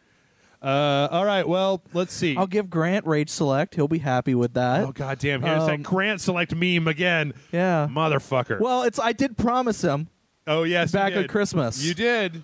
I did make a deal. But you are not an actual licensed Santa Claus. You didn't tell him that. You're an unlicensed rogue Santa. I am still a man of my word. I may not be an accredited Santa, but I am a man of my word. God damn it. Well, here we go. Our the email address is mail@rageselect.com. That is mail@rageselect.com for all your questions. Send them in. If we don't answer them, maybe send them in again. Or if you send in the exact same question 2 or 3 times and I don't answer it, it might be because we've answered it in the past. But our first one comes or in... we hate you. Or it could be that. From we don't hate you. Kiros, who says, what are your thoughts on the recent trend in swatting? Do you think it is a symptom of the anonymity of the internet that gives people the inclination to do this? Or do you think it has more to do with people being more willing to share their personal information so readily nowadays? Or is it simply that some people are assholes? Also, as a streamer, do you worry one day a SWAT team could be breaking down your door and forcing you to the ground? And what would your reaction be? Would you seek retaliation on the event? Humbly, Kiros. P.S. Would you mind terribly if I were to empty a jar of tarantulas upon you? Tarantulas, I've been over this before. I don't know what your feeling on spiders are, right? I kind of don't like anything creepy and crawly. Okay. But I don't really, also kind of don't really care. Tarantulas are not that bad to me. Yeah. Because tarantulas tend to be... I've actually handled tarantulas before, and they're less aggressive than smaller spiders. Yeah. They're harder to sneak up on you, right? Than a smaller spider. Also, I know it's not actually fur, but the little hooks that they've got on them, which, do you know about those? Yeah. The little fur on tarantulas? That shit's fantastic. Makes them look more like a little fuzzy animal. Yeah, it does. So I'm a little bit less... It's like the bigger the spider, the less... Like, if you were to say, would you rather have one tarantula on your face or like 16 teeny tiny spiders? But just put that one tarantula on there. Still, I'd really rather that you kept your jar of tarantulas closed and off of my head. Yeah. As far as swatting goes, I don't know. Do you... So this is weird. Should we explain to people who don't know? I know what it is. Okay. I know you know what it is. Let's explain to the people. It's basically... this is the idea that when people are doing like a live stream, right? Yeah. Other people have found out their address and they've called in like a police threat to the point where the SWAT team basically breaks down the streamer's door and comes in on them during the stream. Yeah, during the live stream. Right. One, I don't know how prevalent this actually is, right? Like it seems to it seems to happen like at least more than once. Right. Like it seems to happen like in kind of like waves because I think it's really like only 1 or 2 people. Like one person doesn't like, haha, I'm being funny. Right. And then they do it again like, haha, I'm still being funny. Right. And they do it like 3 or 4 more times. And then they get caught and then they get in trouble and then it doesn't happen for a while. And Right. then suddenly someone else goes, oh, remember it was funny when this one guy did? I'm going to do that now. Is it funny? I've never even watched any of the videos. No, it's for not. It. Okay. It's not. It's actually kind of very mean-spirited, and the people who do it, they're just anonymity of assholes that on the internet. They're like, I'm going to do this terrible thing to ruin this person's life, and it's going to be on live for everyone to see, and no one's going to know that I did it because I'm not going to be, advertising that I did it, but I'm going to laugh secretly at it. I wonder if it's, I would think that it would be, I don't know. I would think that it would be, it seems like as a prank, as a joke, as some bullshit that an asshole on the internet would do, it seems like an incredibly terrible idea. It does. Because anything that involves law enforcement, breaking into someone's house because of some perceived threat, right. shoving guns in faces, and in some cases where the law enforcement actually cold clock someone in the back of the head with a fucking rifle. Well, there's that. But, I guess I'm just thinking on the terms of, like, if you are the prankster that's doing it, it seems like a woefully terrible idea that if you rile the police up enough to expend that energy... Police don't like jokes. Yeah. They're not silly jokesters who go, you got us. We kicked out. Oh, you wacky internet kid. No, those there was a story I read a while back about like what people tweeting kind of asshole like go die in a fire police like to like some at some place. Yeah. Then they did get their door kicked down of like we take the shit seriously. Yeah. And so it's not like you can just call the police and then they're not going to like record your phone number and or it's try kind to of, find and you. the thing is like in defense of, because I know there's a lot of like anti-police stuff going on right now just in society at the moment. I'm not a huge fan of them. I'm not a huge fan in defense of the police, they kind of have to take that stuff seriously. Sure. Because the one time they don't, if someone gets murdered or a bomb goes off somewhere, right. and they go, well, people go, well, why didn't you do anything? It's like, well, we didn't take it seriously. Well, why didn't you take it seriously? Because of all these other jokes. Right. Well, you're at fault. Yeah. Because you didn't take it seriously. So they have to take every threat seriously. They get told, it's bad for the people on the SWAT team because they're like, okay, in this room, in this building is a room of terrorists or criminals or people getting murdered. Right. Or, bad things are happening on the other side of this door. Right. So we're going to break in and there are, I would assume there have been situations where SWAT teams have gone into places where there was really bad things happening, but maybe in that first room that they went into, it looked innocent and everything, but Sure. only for it to turn out that something really terrible was going on in the next room over. Yeah. So it's kind of one of those things where like, well, no, we have to search this entire house, make sure it's clear, and then when they find out, okay, nothing bad is going on here, okay, now we can calm down. But we need to figure out why someone is doing this and then punish them because it wastes their time, their money, time that they could be spending doing something else that could be beneficial. Sure. Stopping a crime somewhere else. Yeah. I guess for my money, it's just I don't keep track. I don't really keep track of it a lot, but I just wonder. I really wonder how often this is happening because, like, I've read stories all the time about how many people are streaming on Twitch. Yeah. And going, well, what's the percentage, right? I'm sure it's a low percentage. I mean, I've only heard about it happening like 2 or 3 times. You consider the number of people that are live streaming 24 hours a day, your actual chances of that happening to you at this point are pretty low. Yeah. I think it is a dick move. Like, we'll be very clear about that. Yeah. I think it is a total dick move. I'm not really worried about it because we run a relatively small website and who fucking cares, right? Yeah. I hope it never happens. And even if they do, I mean, I've read stories about people who are doing this and they have like a family or they've got, what do I have? What are they going to do? They're going to knock down the door. They're going to scare the shit out of my dog. Well, and they're and I and Kayla are going to go, no, okay, whatever you need. Like, right, we're search the entire place, Yeah. But I think it's shitty. I think it goes back to something we were talking about last week of, I really hope that if people are doing that, the police departments are basically hunting those people down and putting them in the fucking jail. And I've seen reports of the people who are doing it getting caught, and because they do track that stuff. You know what I want? I want to start up a new feature on the internet, a reverse swatting, where when they figure out who swatted somebody, then they send the SWAT team to their house, and I'm going to get a video camera with a Twitch stream, and I'm going to follow those motherfuckers into that person's house. Revenge! But, yeah, I don't know. It's not something that I'm really terribly worried about. Yeah. I think it's a dick move. I don't really know what else to say about that. Next up, this one comes from Russ, and Russ says, "Hey, Jeff and John. I wrote in before with a question about villains, and I wanted to send in a follow-up question to hear your opinion. Has there ever been a time in video games, movies, or comics where you want to see the villain win?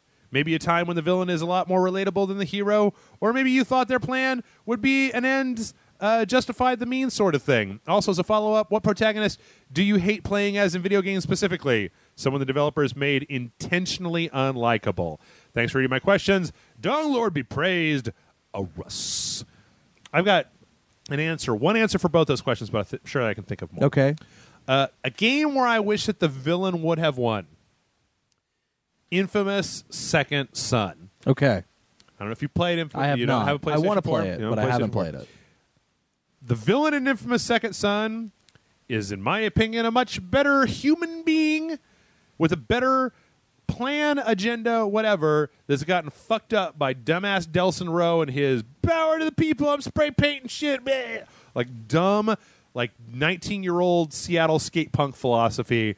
Whereas the villain, I think that, I don't want to spoil it, right? But the motivations of the villain in that game, far more laudable than the things that the hero is trying to do. As far as a character that is intentionally unlikable that I hate more than anything. I do not remember his name. I'm going to look it up right now. The protagonist of Ninja Gaiden Yaiba. I was just talking with Aaron about this on one of our Patreon videos. That motherfucker is a piece of shit. And he's supposed to be like, yeah, he doesn't care. He's a or Yaiba, I guess, Ninja Gaiden Z Yaiba or whatever. He's just a gruff. He's an asshole, and you like him, and blah blah blah blah. Fuck that guy, man. Okay, yeah, his name is Yaiba Kamikaze. Fuck that guy. He's fucking He terrible. has a shitty name. He starts the game dueling Ryu Hayabusa, and he's like, I'm gonna fuck you up, fucker. Like, he's just intentionally kind of shittily swearing and drunk, and Ryu cuts him in half, and then they cyborg him back together again, and he ends up working for obviously the bad guy. And then it's like you're playing this game, but you're on the wrong side. Yeah. And Ryu Hayabusa is in the game doing all the stuff that a normal protagonist is supposed to do, and your guy's just kind of a piece of shit who's trying to stop Ryu from doing his job to save the world. And I'm like, fuck this guy, man. I fucking hate this asshole. So there's that. I'm trying to think of other examples of where I wish the villain would have won over... Ooh, here's a good one. Yes. This is a little bit of a spoiler, and I can't even say the game. By saying the game, you will then know it is a spoiler. So if you're conscious about spoilers, you maybe skip forward, and I'm going to say the name of the game once, and then I'll just go into kind of why around the edges, right? Okay. So skip forward. Far Cry 4. Okay. Is very morally interesting in a place where when you get to the end of the game, it is not entirely clear that the villain might be acting in the best interests of the people in the game. Yeah. And that becomes clearer and clearer as you move forward through the story of that game, to the point where by the end I was just like, this is a complicated, morally ambiguous, interesting storyline. I think it's cool, right? Yeah.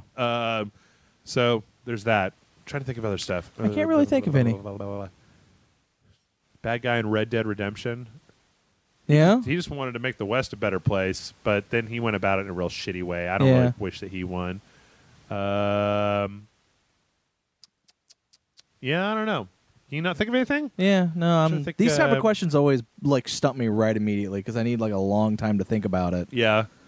And I've been sitting here trying to think of, okay, what can I think of or villains that I wanted to win? And does Andrew Ryan count as a villain in BioShock?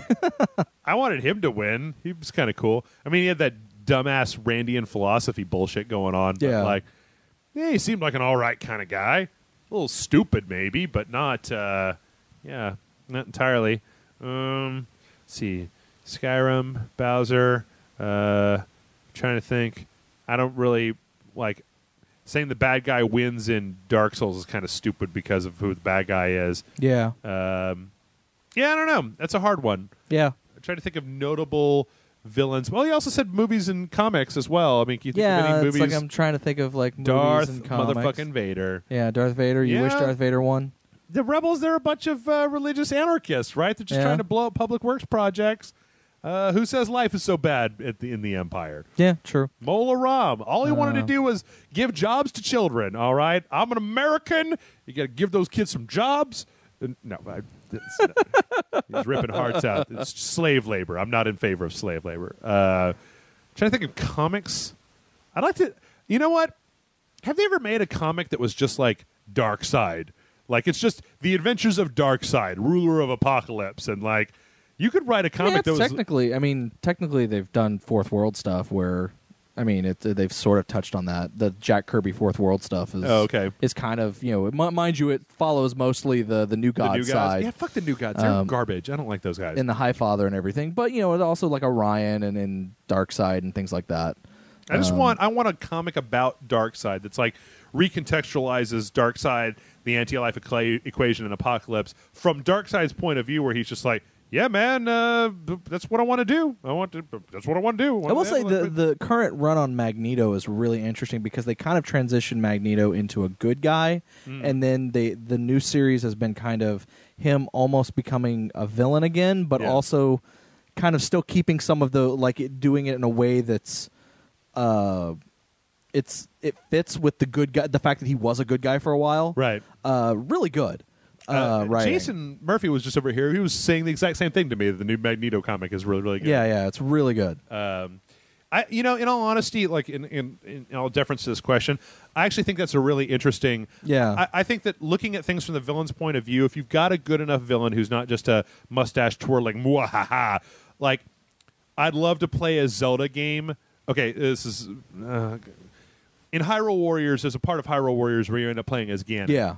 I think it'd be really interesting for them to make a brand new Zelda game. You could either pick any of the existing Zelda game timelines, which would be interesting, or to create a whole new, because you could say the other half of that Zelda game is so generic. You could just say that this is the generic and Link is doing this, and that your job is now Ganon, and you have to stop asshole Link from doing all those things in the world, but give him a relatable goal. Give him a goal. Because Ganon, he started out as just a pig monster man, right? Yeah. Now he's kind of got some motivations. That's why the best villains are always the ones that are a little bit morally ambiguous. It's the reason for the term, the road to hell is paved with good intentions. Right. You want those characters that started off with good intentions, and through the course of whatever, they turned into the villains. Sure. And I think that making a Ganon game would be really cool. It's funny when I start thinking about that in terms of video games where I'd like to see the opposite side of the story. It's mostly Nintendo that comes to mind, because what I'd really like to play? I'd really like to play a Mother Brain game. Yeah. Where, like, if you started out as just one of the Zebus pirates, right? And that then, like, through you get to, like, kind of find out about their whole culture, and they're, like, maybe being oppressed by the Chozo, and so you've got to try to, like, overthrow the Chozo because they've got you, like, working in the mines mining screw attacks or something, and they keep you down with their gun arms and shit. Yeah. And then you've got to, like, go and keep upgrading yourself as a pirate until you become the Mother Brain. Yeah, that'd be cool. I'd play that. I'd play the shit out of that game. Actually, you know what? Just take anyone. Take any video game and let me play it from the bad guy's side. I think that'd be rad. I'd love to play Bulletstorm from fucking General Shitholes Serrano, from Serrano's perspective. Yeah. I'd love to play Skyrim I'd love to play the undead dragon that is trying to destroy the world in Skyrim. Well, let them morph down into a person and try to... This is not so much this guy's question, but something that just kind of popped in my head. Yeah. There was a really interesting article from someone who talked about Firefly and Serenity, and talked about how you get people realize we're following the bad guys. Right. Like, they are purely the villains. They are villainous people that we have grandized to be these great people with these, like, high morals, which and actually points out, like, look, I love this show, but they are on the wrong side of history. It was a good article. It was a really good article about how, like, no, they're the bad guys in this. Yeah. And it kind of reminds me about like that the whatever the hell you want to call them, the other side of the faction, the government or whatever, and how they're kind of, they had a society. The Alliance? Yeah, the Alliance. Yeah. They have a society that is good. It works. Right. They're not able to control everything because some people just don't want to be controlled. Right. And they're not able to police everything, and not everything is perfect everywhere. But for the most part, people live normal lives and are able to be okay. And then you have this group of misfits come in and fuck everything up. Sure. Yeah. No, definitely. Goddamn, I was just thinking. I've wanted to play this game for a long time. I should do like a Kickstarter or something to put this shit together in like RPG project or something. Yeah. But I ran a D&D campaign one time. Yeah. That was an evil D&D campaign. Okay. So like the characters were like a werewolf, a lich, a vampire, and like a death knight, and like a few different. They were monsters, right? And the whole thing was just flipping the script on its head, where you go, the forces of light have taken this world over. And everybody, you can even do it in the way that you're talking about in that kind of Firefly style, of being like, everybody's oppressed by the fact that the crystals are aligned and there's peace in the world, and everybody's just being brainwashed by goodness and the good spirit, whatever his or her name is, right? And that you and your ragtag group of goblins and fucking shit monsters have to go on quests to could darken the world more and more and more and more until you finally get into the giant. You're powerful enough to take on the god of light directly and just slay that motherfucker and bring in 1,000 years of darkness. Well, which is what I almost thought Overlord was going to be, but it turned out it was something completely different. But, can you imagine can you imagine what it would be like if I mean, it would never happen because their fucking spines aren't thick enough, but if Square was to make the next Final Fantasy game reversed, where it's you and your crazy group of relatable people that are walking around trying to turn off all 12 of the fucking world crystals so that you can fight the goddess of light and bring 1,000,000 years of darkness to this world. And so it's just it'd be almost the exact same game, but instead of all the tropes that we're tired of the good guys in those games, you just turn it around and be like, you got to do all these quests for the goblins outside of these villages that can take that village over and burn it to the ground and destroy everything. And then when it's done, you're all like, yay, we did it. We destroyed the village. We killed everybody. Woo! High fives all around. Yeah, goblins. What? Oh, dude, what if they made a game? I'm sorry, we need to move on to the next question. Probably. What if they made a game where it was the Sauron game? It was Sauron's rise to power and the development of orcs and all that shit when you get those dumbass elves and their fucking third age of beauty and bullshit. And your whole goal is to make the rings of power at the end, and then the very end of the game you'd get blowed up on the battlefield but yeah, that'd be cool. Dude, I just want to play a game where you just walk around as Sauron the entire time with that giant-ass mace. Just, bam! Take that, Aragorn, you jerk. Anyway, next question comes in from the comedic narrator, who says, greetings, Jeff and John. My question this week is about Archer. The 6th season is halfway through, and I can't help but feel the show has lost something by reverting to its original format. Archer Vice was fantastic, and it has a great continuity-driven, season-long arc, funny plots, and best of all, an interesting premise. I personally would have wanted the prison season that was originally planned, but not the same old format.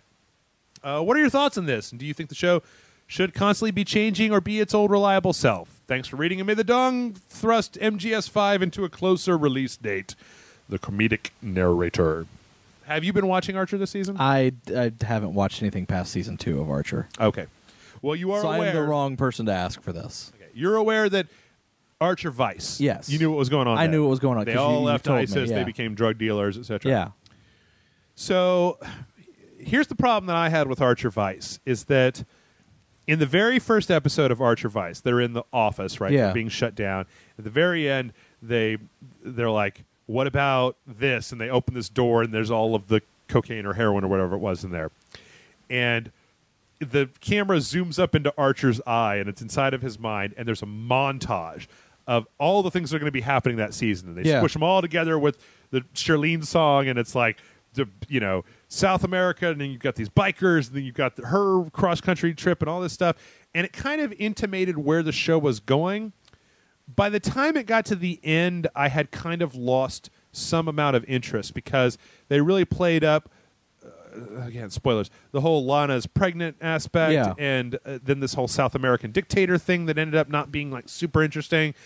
And that a lot of the episodes of that, especially the Skinny Pam cocaine Hulk and hanging out at Charlene's house and all that stuff, that was all cool. But I felt like it kind of ended with a whimper. And I feel like that has kind of carried over into the new season where, you know what it is? You see this happen a lot. I saw it happen exactly the same way on Night Vale. I'm sure that you know 100 different ways this has happened. Archer was great in the beginning because they were introducing new concepts constantly. Yeah. As the show has gone on, they've gone to falling back on fan favorite concepts over and over and over again. Like one of the latest episodes had Conway Stern, who was in the first season, right? The African American guy, right?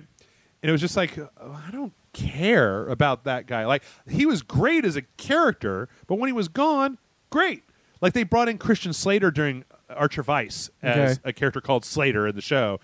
And they keep bringing him back, like, haha, look, it's Christian Slater again. And it's like, it's one of those things that I feel it's very difficult a lot of times to tell, or you see it a lot in comedies. Like, I even feel like there's some, like 30 Rock and a few other places have fallen into this trap where you're too referential to your own lore, fuck that.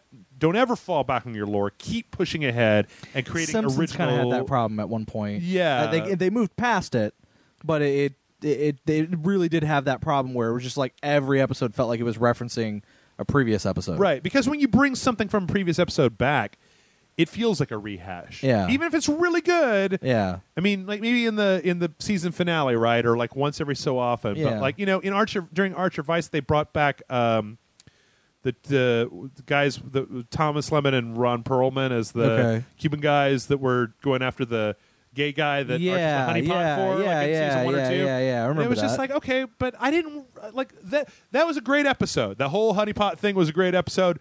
When it was done, I didn't need to see any of those characters ever again. We got our core characters that we see every week. I don't need you to keep bringing tertiary characters back. Just keep pushing on and forward. Plus, they have some of those characters that don't even work, like Mallory's the guy who owns a Cadillac dealership. Ron, I think, her boyfriend. I don't know. It's just kind of a, so that's my problem right now with Archer. Is that Archer? I mean, I named my dog after the show. Season 1, 2, 3, fantastic. Yeah. Season 4, 5, well, I 6. think a lot of shows, specifically shows that go on past like 2 or 3 seasons, they all kind of, especially comedy style shows, they kind of run into a problem where they get to a point where they're like, okay, well, what do we do? Oh, well, let's try something new. And then the fans are like, but no, we want to see more of what we were seeing before. And they're like, okay, we'll bring back some stuff. It's like, but no, you're not doing anything new now. Right. And it's like, okay, well, and they literally, where they just kind of seem like they don't know what to do. And so there's usually a season, maybe 2 seasons, where it kind of almost goes back and becomes really super referential. Yeah. And then then somebody has the epiphany and they figure it out, and then they're able to move on and make it great again, or they just end the show. Right. You know, it's funny that you say that because It's Always Sunny in Philadelphia is back on. Yeah. That show's never missed a beat for me. I go back and watch season 1, and they're on season 10 now, right? Season 1 through 10. I think every episode of that show, I mean, some are better than others, but they're all watchable. And they're all, I mean, like, I'll find myself when a new season comes out on Netflix, I'll start watching it, and then I'll end up backtracking back through the seasons all the way back to the first season, watching the whole show in reverse. But that show is just really on point. They've got some episodes that work, but they hit it more times than they don't, and I think it's really fantastic. Yeah. They're one of the few shows that don't, but that's because they have like really talented writers. Yep.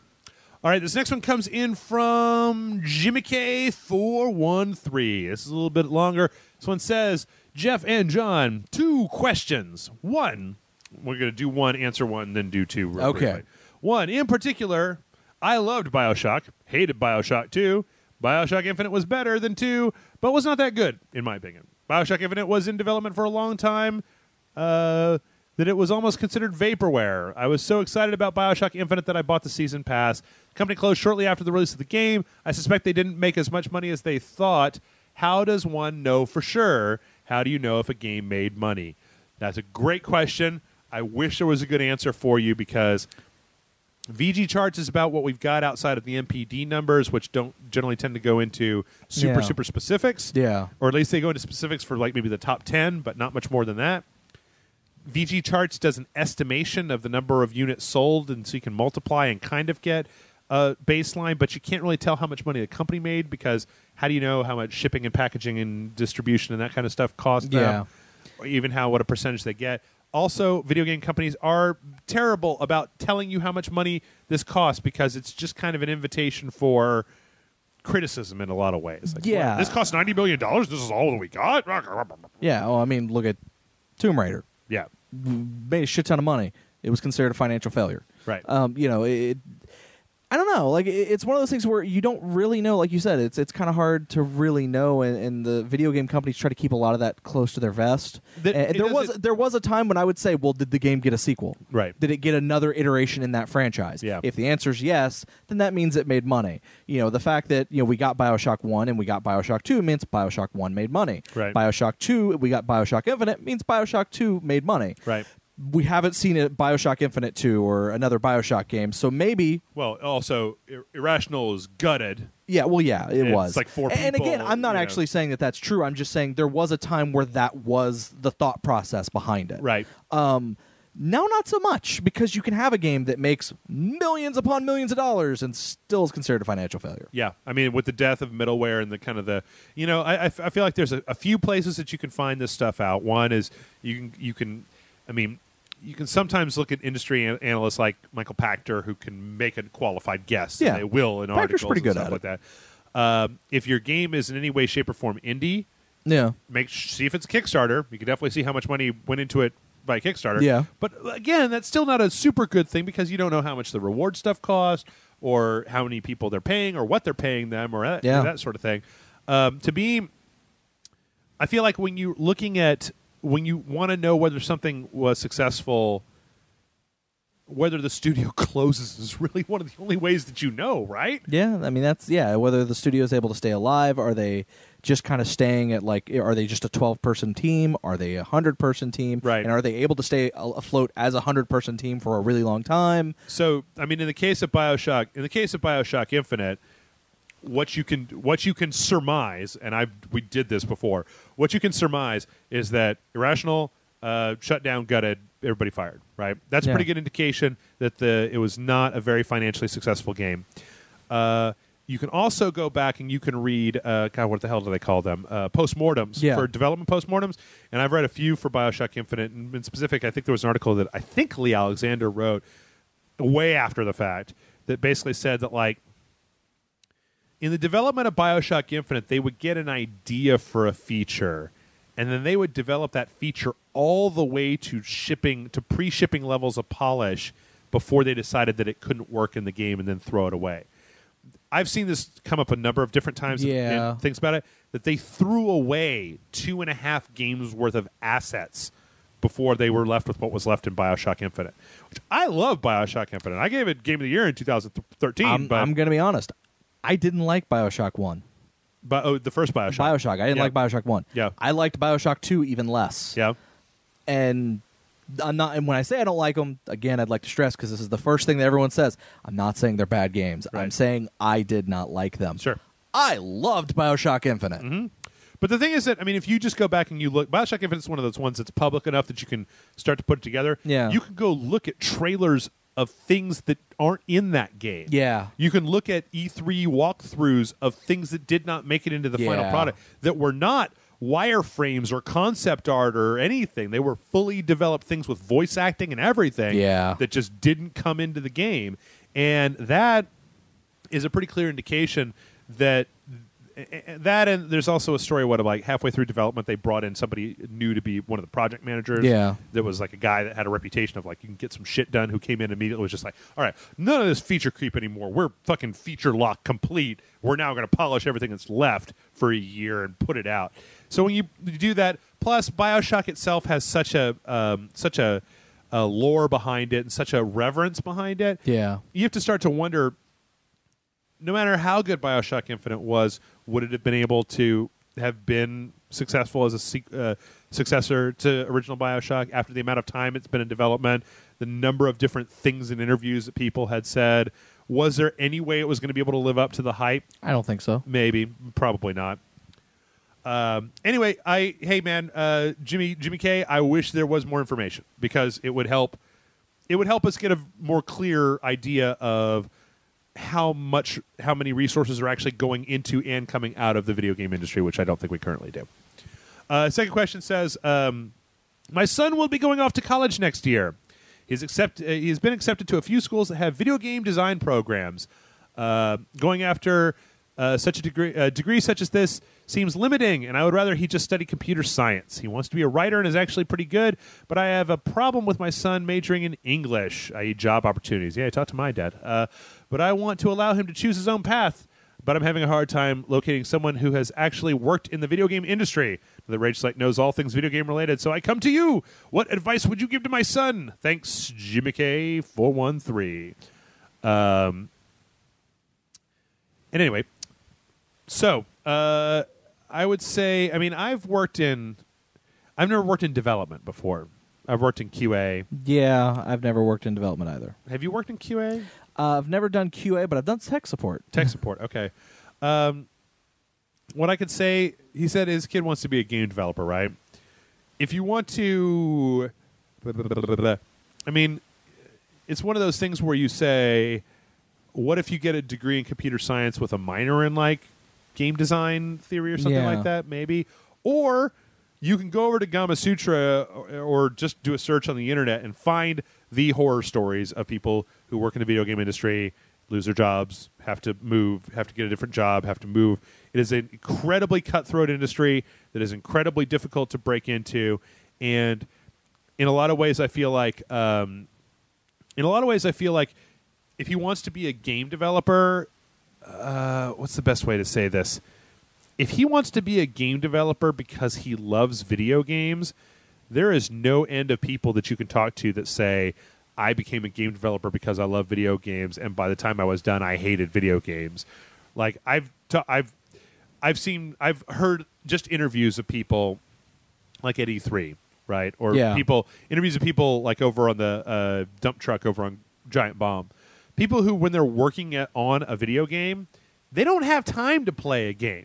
They can't play Far Cry 4 because they're working, and they're working like dogs to ship a game. Yeah. Their entire life is that game. If they're going to play a game, it's going to be that fucking game, not some other thing that they like.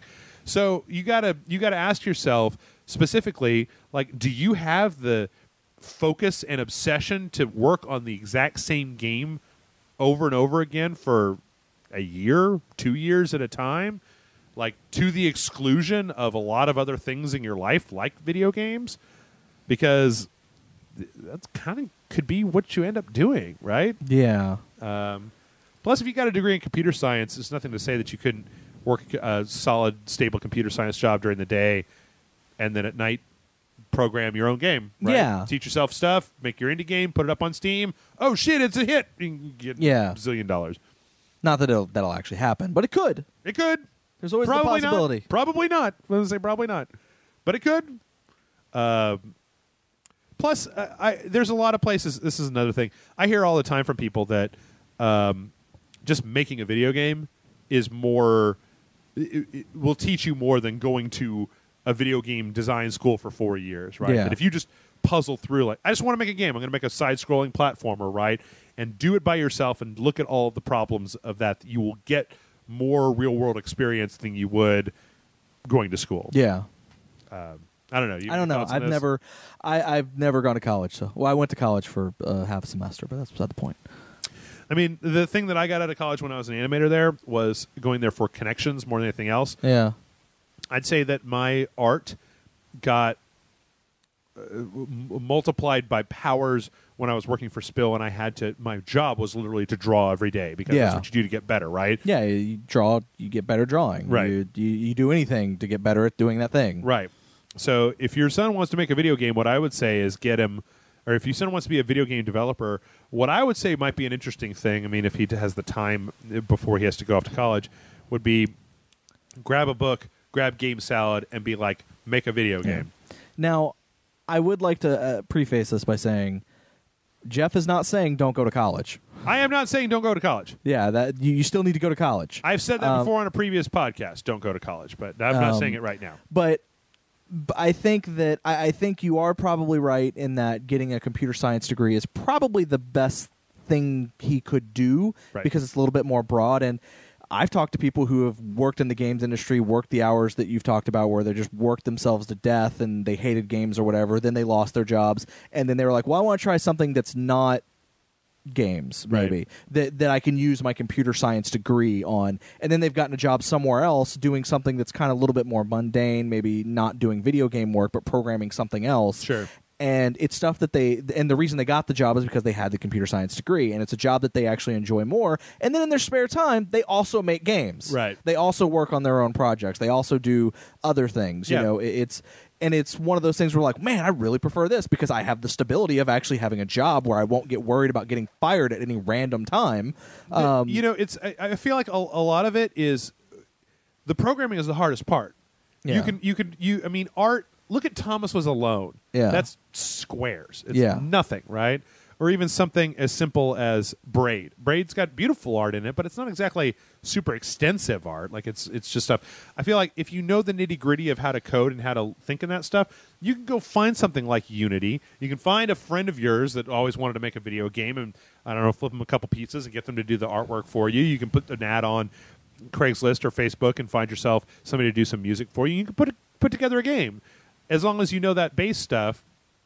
But the idea, I don't even know. See, I don't know what they teach in game theory school. I do know that I used to work with a guy who was like, it's worthless. Because all the theory that they're teaching you, if you're a gamer, you'll know. When you compile your game and you go to play it, you'll be like, oh, this is terrible. This isn't any fun at all, right? Yeah. If you're actually a video game player, you can hand it to your friend and go, hey, check out this game I made for my iPhone. What do you think about it? And you can see whether or not they're like, or whether they start playing it. It's pretty easy to know. I mean, I don't know. I also spent a lot of time thinking about this shit. But yeah.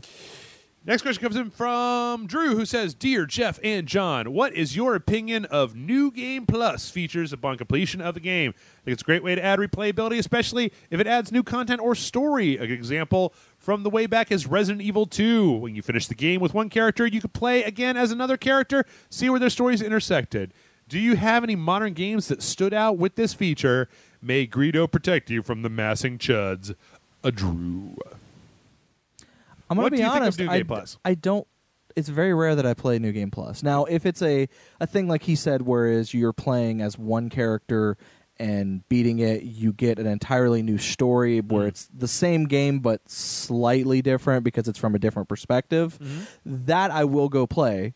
Though I can't think of any games outside of the one he mentioned that did that, that have done something like that off the top of my head. But for the most part, I kind of don't like. It's like I don't really do New Game Plus. Yeah. Yeah. I'll a lot of times do it with hardcore RPGs because, or not hardcore RPGs, but middle tier RPGs. Okay. I was really pissed that Witcher 2 didn't have a New Game Plus. Oh yeah, I remember that because Witcher 2 has 4 major trees for skills, and you can really only fill out one of them, or you can kind of dick around in all 3 of them. But you can, if you're really looking to fill one of them out, you really only get one with the number of points they give you in the game. So I wanted the opportunity to start the game over again, replay it, fill out another tree, start over again, replay it, fill out another tree, and have to fucking the capital Witcher. Like nothing could beat me. Or like BioShock, I'll play through BioShock, and I don't go play through the game, but I don't necessarily want the challenge. I want to come in with all the plasmids that I already have and then just wreck some goddamn shop. Yeah. The only game that I can think of recently, so sorry, John, is Dark Souls 2 that has a New Game Plus that significantly adds to the game. When you play Dark Souls 2, you remember when we were playing and we were going through the Heights Tower Flame area where you got the big knights in suits and stuff? Yeah, knights in suits. Yep. Things. You go up. There's a bunch of red phantoms in there. Yeah. You don't know what I'm talking about, but I do. There's a bunch joking. of added enemies that come into the game only when you're playing a New Game Oh, Plus. okay. And there's like some of the boss souls change to different souls, and there's actually a story reason to play it a second time to get more insight into the world, and to the game becomes more challenging on top of that. So there actually is a reason in that game. They actually went to a lot of effort to give you a good reason to go back through and play it a second time. But yeah, usually when I play New Game Plus, I just want to come back into the game and destroy it. Yeah. Like, I mean, Dark Souls 1, when you get to the end of the game, if you can do New Game Plus, it's like all the upgrading that you did the first time that you played through the game is kind of negated by the difficulty spike into New Game Plus. Yeah. And it's kind of like, well, why don't I just start the game over and play it on regular game? Like, whatever. But I don't know. I like it as a feature. A lot of times I'll get pissed off when video games don't feature it. Let's see. This next one comes in from D Block Guard. He says, Dear Jeff and John, I was wondering what game that got canceled or put into development limbo would you like to see? For me, I assume he means would like to see eventually come out. For me, it would be Star Wars 1313. The game, from what I remember, went very quickly from being a thing to suddenly canceled. Thanks for all the awesome content. D Block Guard. What do you think, John? Do you have a... Robotech Crystal Dreams for the N64. No, I'm joking. That could not even be a game, and I wouldn't. No, it's a real game. It's actually the reason I bought a Nintendo 64 instead of a PlayStation or a Sega Saturn back when I was a child, and it never came out. And the idea of having a Robotech game, the idea behind it was supposed to be that you could traverse the entire solar system in real time. Yeah. So in other words, you could get in the Veritech jet fighter, and fly from Earth to Mars. And the idea was that it would take, with no loading screens, and it would take, hours upon hours upon hours to do it.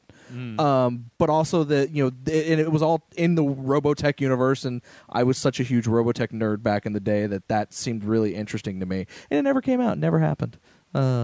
But that's totally an answer.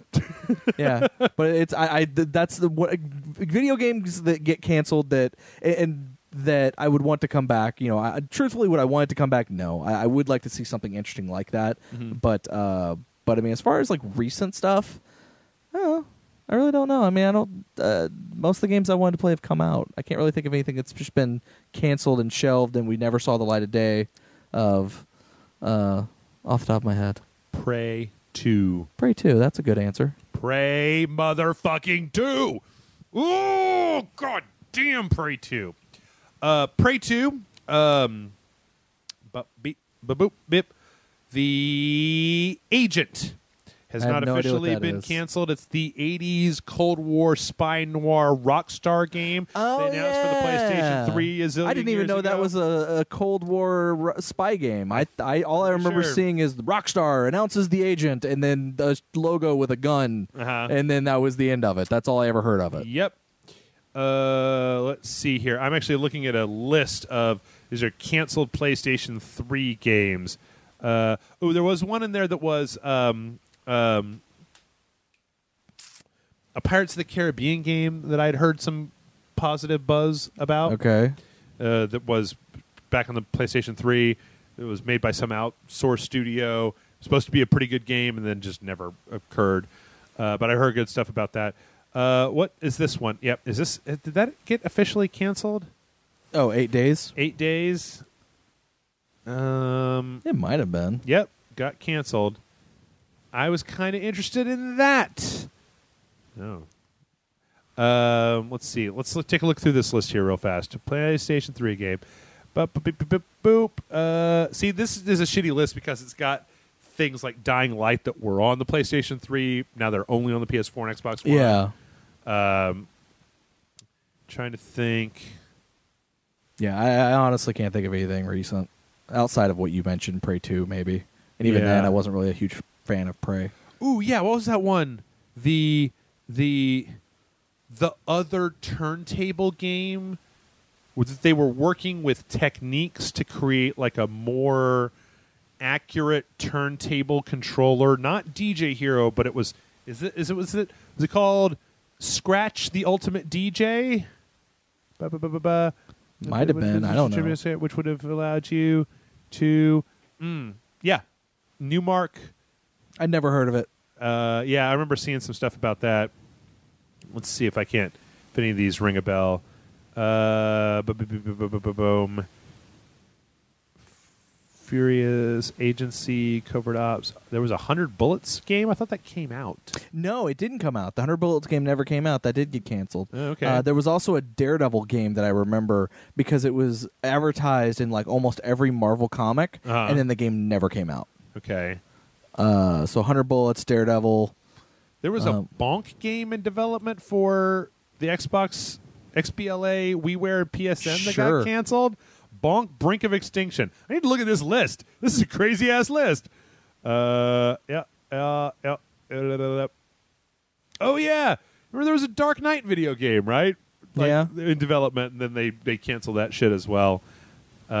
Devil's Third didn't get canceled, did it? That's still coming out, isn't it? Devil's Third? Yeah. For the Wii U. Yeah.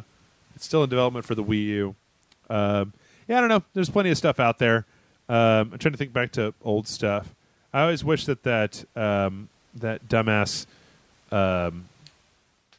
Orson Scott Card game, Shadow Complex, sci-fi game. Advent Rising had turned into the trilogy that it was supposed to be. That was before Orson Scott Card was a crazy homophobe, apparently. Anyway, yeah, I think that's enough.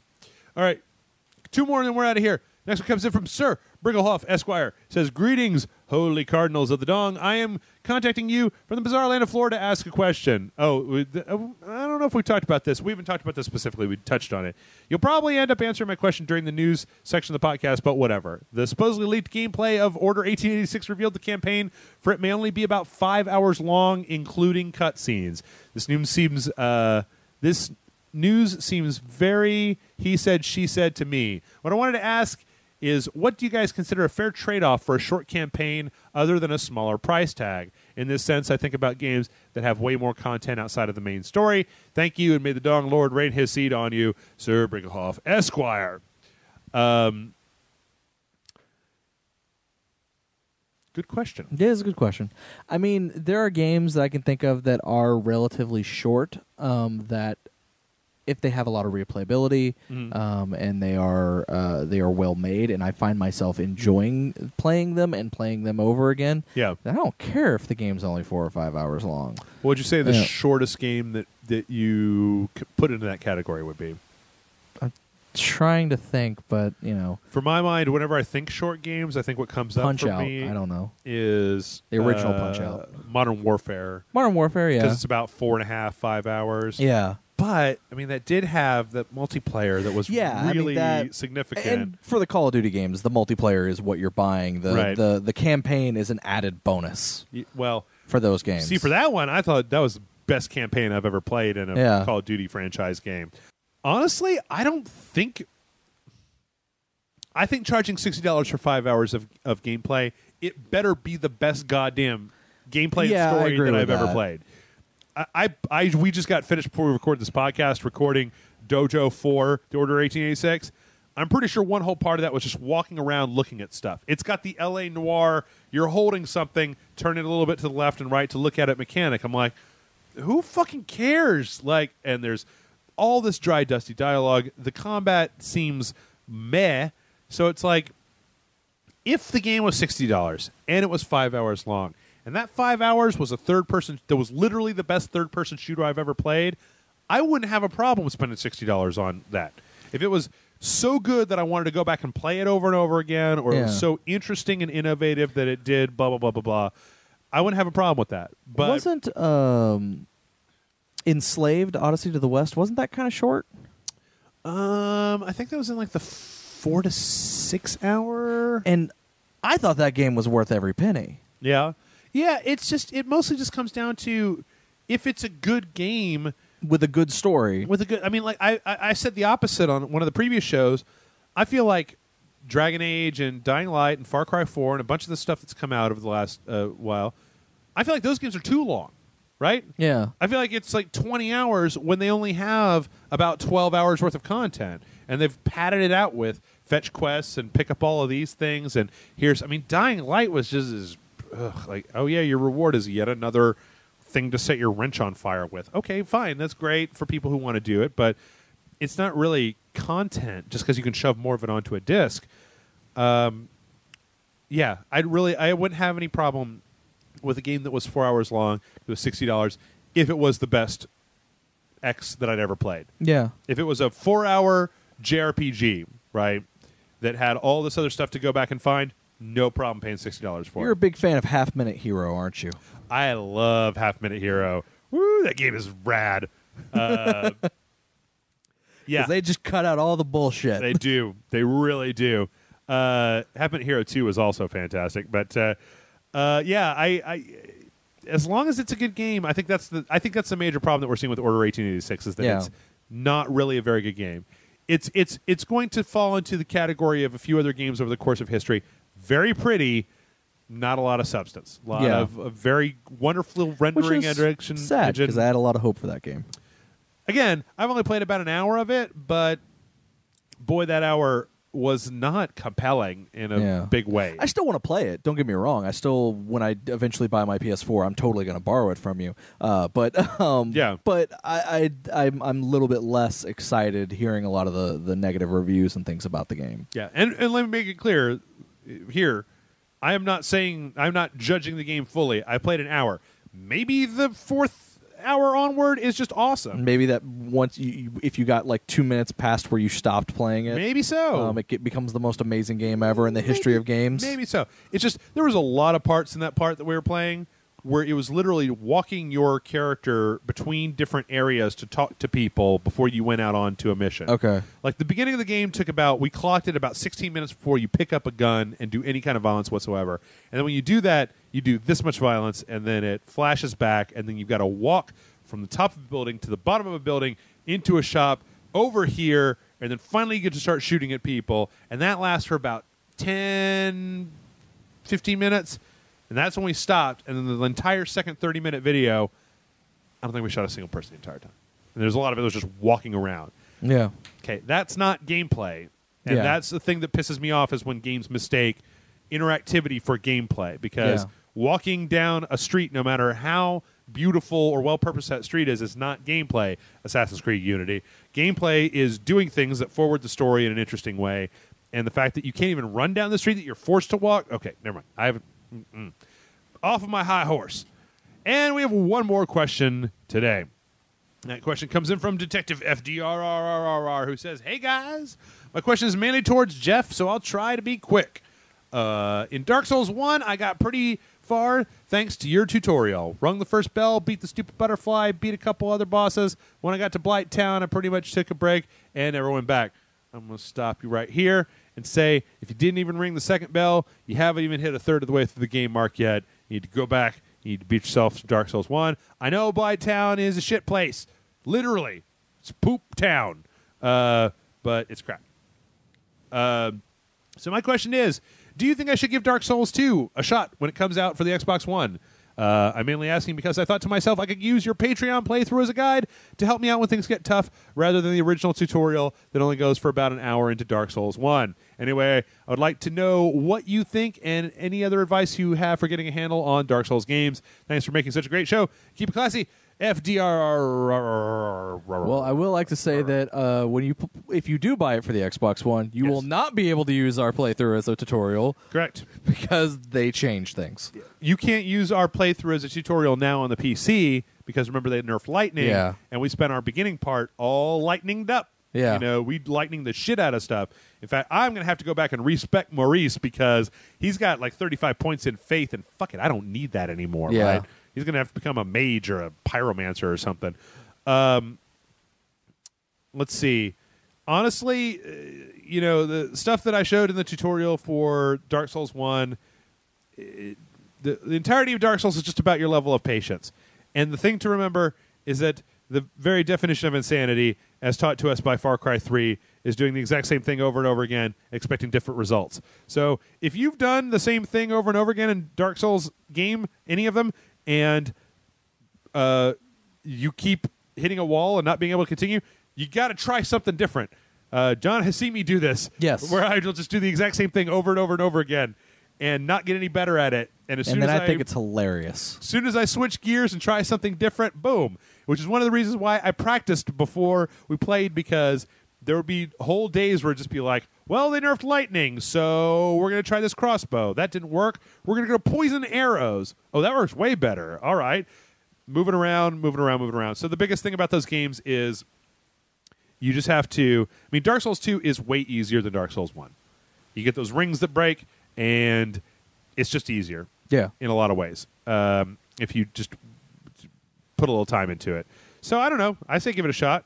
I think Dark Souls 1's still better, but anyway, I'm going to have to retire those words from a lexicon. It's going to have to be Bloodborne from here on out. Bloodborne forever. The fever has hit me. The fever has started, like I said. A fever, and it's called Bloodborne. The only cure is more Bloodborne. And that's our show for this week. John, Yeah? Anything you'd like to say before we leave? I'm still hyped. You still hyped? I'm still hyped. Damn it, I haven't even gotten through like a half of this Red Bull yet. I'm about to fall asleep. Folks, if you want to send us the questions, you send them to mail@rageselect.com. That's where you send them. Send them there. And with that, let's see. Do you fight to the death over the new 3DS? You want to fight to death over the new 3DS? No, I want to go home. Okay, I thought you were hyped up. No, I am hyped. I'm hyped because I get to go home now. Okay. I could go get food and things. And I just want to say, as always, don't forget, kill Hitler.